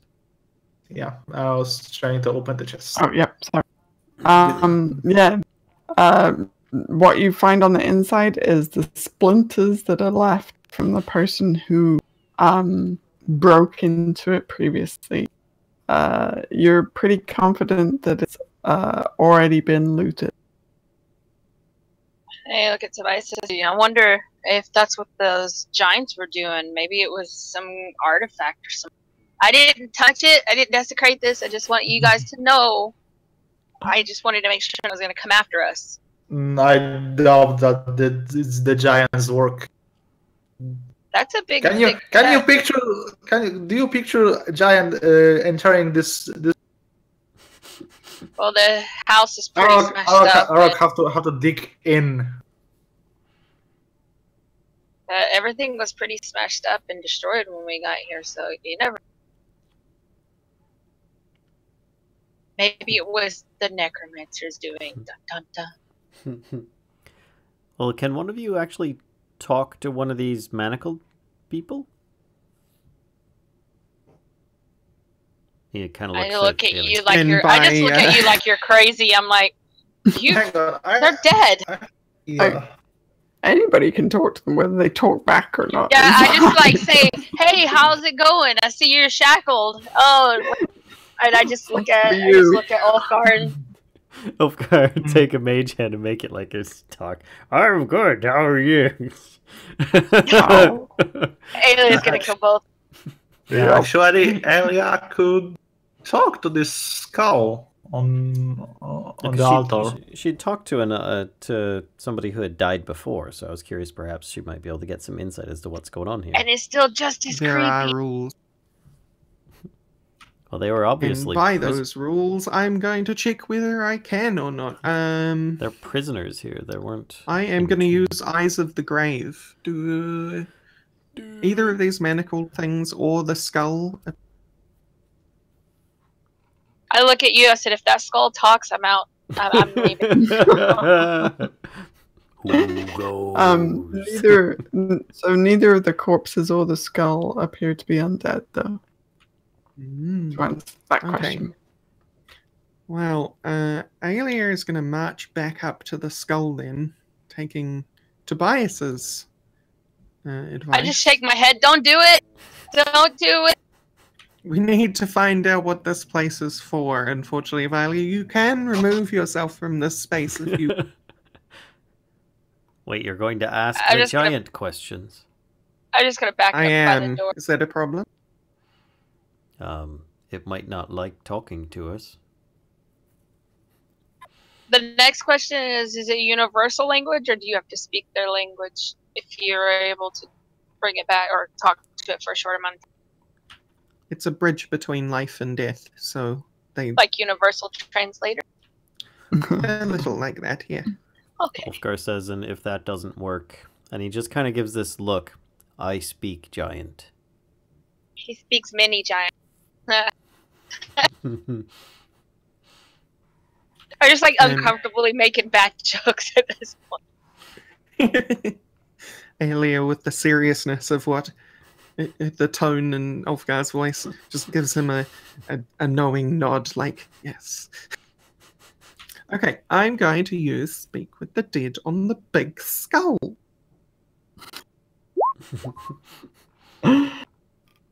The place explodes.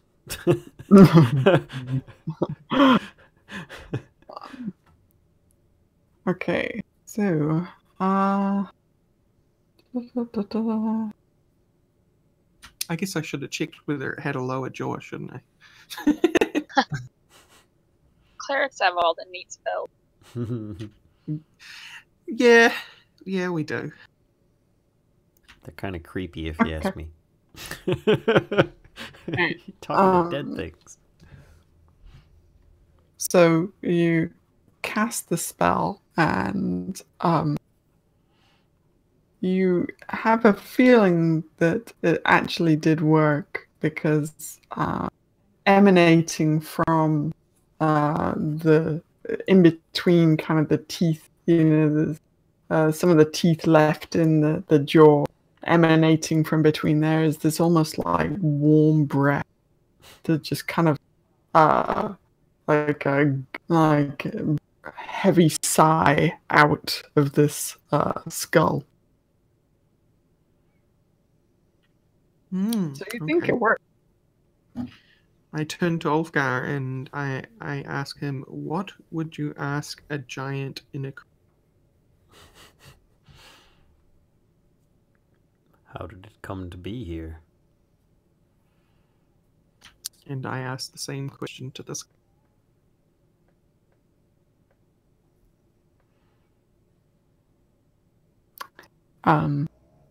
It answers in giant. Death brought me here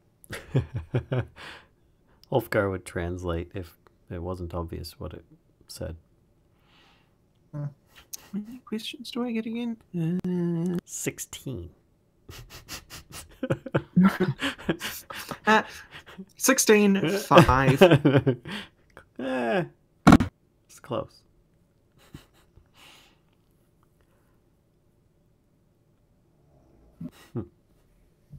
What is the purpose of this place? Again in giant, he says, the skull says, I'm just trying to think how they would word it.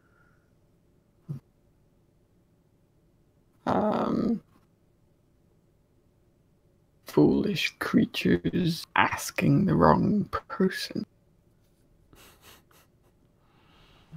And Ulfgar would translate that.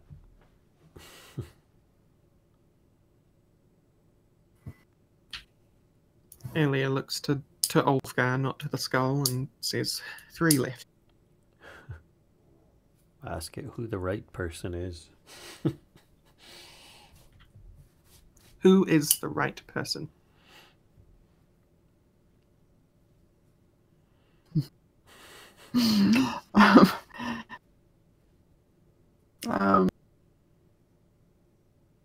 The priests of this place. This skull is being intentionally vague. Aye, that it is. Guess we could ask where the priests of this place are, or what happened to them, or what their friend's father's name is. Might get the same answer for all 3. And we only have 2. So we're gonna ask them, this skull, where we can find them. Oh, what about the contents of the chest behind it? That doesn't matter. The previous content. I think Tobias might be onto something. And I ask, where are these priests?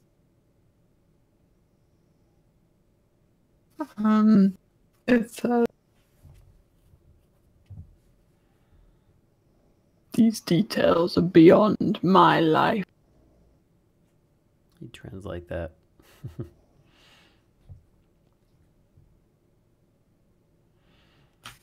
Clearly frustrated, Aelia says, we have 1 left. It better be good.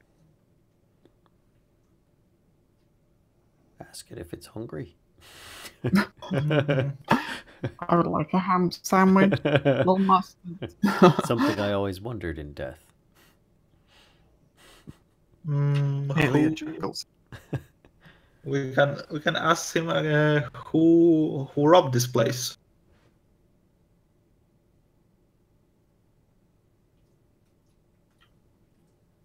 Are we in agreement? Sure. Either who robbed this place or what was robbed from this place. Either way, What was I don't know that it would have been alive when it was robbed.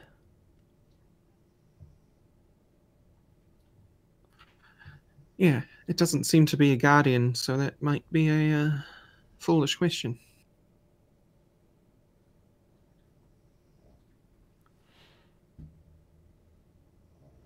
Would your brothers come looking for you?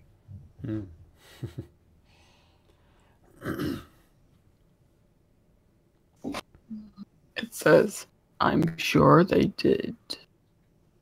Right, while they're talking to that thing, I'm just gonna look at these 2 bodies, like kneel down and like inspect them and see if there's anything weird or special or anything. Mm-hmm. Yeah, so make an investigation check. I'm so bad at those. I have a -2. Oh, no. But So you don't find anything, but to be honest, they look like they're pretty much naked corpses. So there's not really many places they could hide the loots. Yeah, I was just looking for marks, or like maybe there might have been sacrifices, or weird. Not that I would notice, but Okay. Aelia turns to one of the corpses in the back, or looks towards one of the corpses in the back and says, I can do this once more, but then I'll need to rest.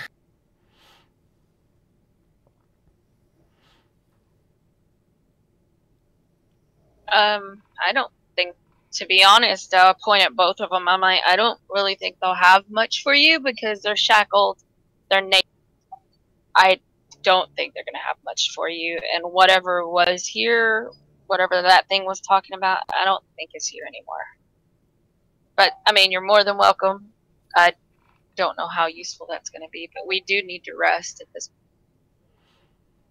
point. And I think some of you guys are looking pretty hurt. We could check to make sure that there are no more surprises in this crypt. Yeah, there was one room where that big bloaty guy was that I didn't go into, so it's probably like those other ones, the whites, that we just... I'm going to stay here while you explore and start a ritual. I'll catch up to you. And I'll go with you. He'll start casting Detect Magic as a ritual. The skull's Aelia boring. Prioritizes putting things to rest, so she's actually going to follow these two for once. Okay. Ulfgar, what's the radius on your Detect Magic? I forget. 30 feet, but then, I think it's like a 90-degree cone, but it goes out to 30 feet, and then I can maintain it for 10 minutes. Okay. So once I've got it, then I want to like walk around this room, walk around the next room, so on. Just to see if anything lights up. Okay. Can you show me like the order that you're walking, like which direction you're going first? Sure. First, I'll be in the room that I'm at, and I'll aim towards this area. Yep, you actually don't get any pings in this room. Okay, and then I ping towards this area. And as people were saying that they were going over in this direction, then I would head over there, do a quick, just a sweep in this room, turning around, and then head through the doorway. Okay. Do the same thing in here where I'd stand in the center, do a sweep around. And if I can't reach this, like this top edge up here, then I'd like walk around real quick to that side. I'm just like kind of doing a quick metal detector type thing, just trying to sweep as much as I can. And then move back down here to catch up with everybody. Okay. So you Kellisto just run straight into that room. Hey! You're kind of going up this way? Is that? Yes. Okay. I would have probably gone maybe here because I think I could reach everything from there. Okay. Oh yeah, easily. Probably wouldn't have only gone that far. Okay. Should probably wait outside that room. Hang on one second. I'm gonna move to Kellisto quick.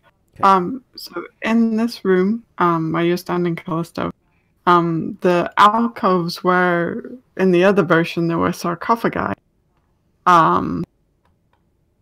The alcoves are actually empty.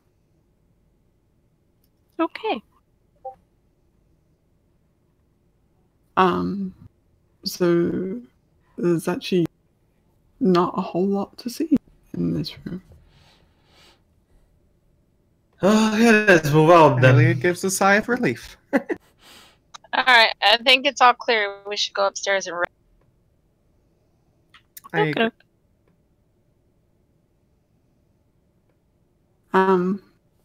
Ulfgar, you do...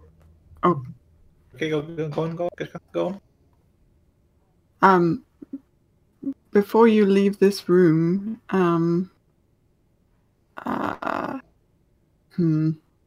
Okay.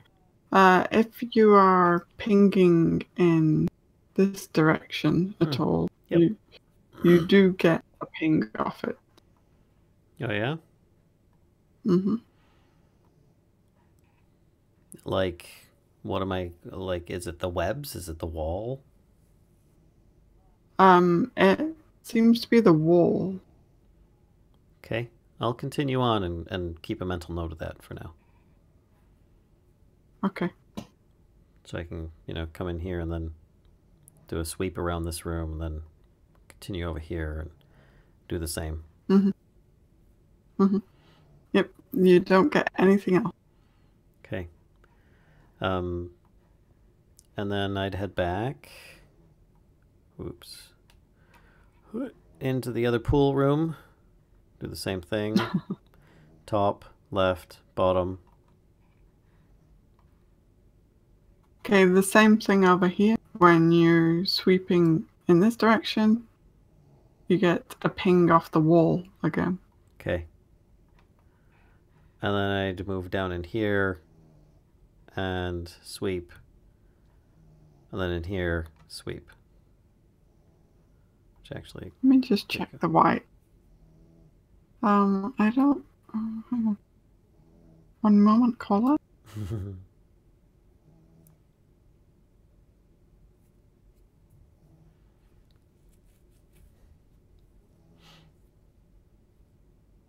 Nope, the whites did not have anything magical on. Okay. And then I think at that point I would end the spell. Just check over the whites to see if they had any valuables. They have a fairly old-looking longsword on them and some studded leather armor, but aside from that, it's okay. Anything else is not of worth. Rejoin the group and whatever they've been up to, and let them know that I may have found some magical doors. Great, another sealed evil. There appears to be, let's use my arrow because of where I'm at the moment. I don't know where everybody is. I seem to be missing... Oh, there's Kellisto. Hi. Okay. So there is something going on with the wall here, and in the same spot on the other side, down the other way.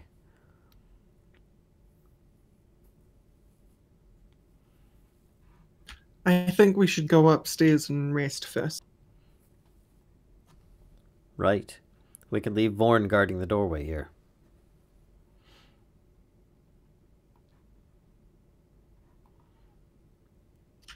Arokh can purify anything that tries to leave.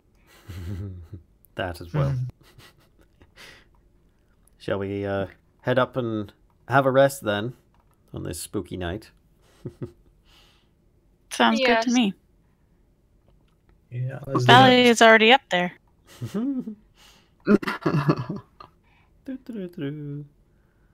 Alright, so you return to the surface, and on your way out, you notice that the hallway, the kind of bottleneck where the door from the hut or the cottage or whatever opens up into the stairway is somewhat wider than it was when you first came down here. But yeah, when you why? I wonder why. Arokh's like, oh. I wouldn't want to meet anything that did that. But yeah, when you exit the stairway, you see Vorn is still, standing diligently at the doorway of the house, and it is basically the middle of the night at this point. So the moon is high in the sky. Like a big pizza pie? Sorry. I don't think it's got anything to do with love, quite Resist. Yes, that's Amore. Thanks very much for that. Yeah, you're able to. You're going to ritual cast the hut, I take it. Yep. Okay. Yeah. So there's a fairly kind of ominous-looking stairway down now, but Vaughn seems to be doing a good job completely blocking the front door. Perfect. Sits down in front of it, and you can't get out. Basically, he's now our door guardian. Hold the door. Oh no, you went there. I was resisting. It's the only thing that Vorn actually ever says. Oh, door. Is that what we're going to leave this? Is that the note we're going to leave this? I think so. Vorn utters his first word, and it's hold on. It's a great spooky adventure for Halloween. I think we'll leave it with Ulfgar's ritual casting complete and everybody safely tucked away. Unless there's anything else folks want to do before that. Nope. I'm just going to tell Flippy the horror stories of what happened. Flippy is like shaking in the corner at this moment. I'm feeding him bits of fish, like telling him like campfire horror stories. Aelia will do her clerically duties and tend to people's wounds. Okay. And so that's it. Yes, we're ending there then. That is, yeah, we're ending with everybody snoozing in the hut. Okay. Thanks everybody, players and viewers, for coming out once again for another Dungeons & Dragons Tomb of Annihilation special spooky edition. Well played, Kashcah. So, forgot to ask if we'd be available for next week, but we'll assume that there's going to be one. If not, then you guys will see something pop up on the channel and letting you know if it's canceled or not. But otherwise, see you guys next time, and have a good night. So, bye. See ya. Bye. Bye.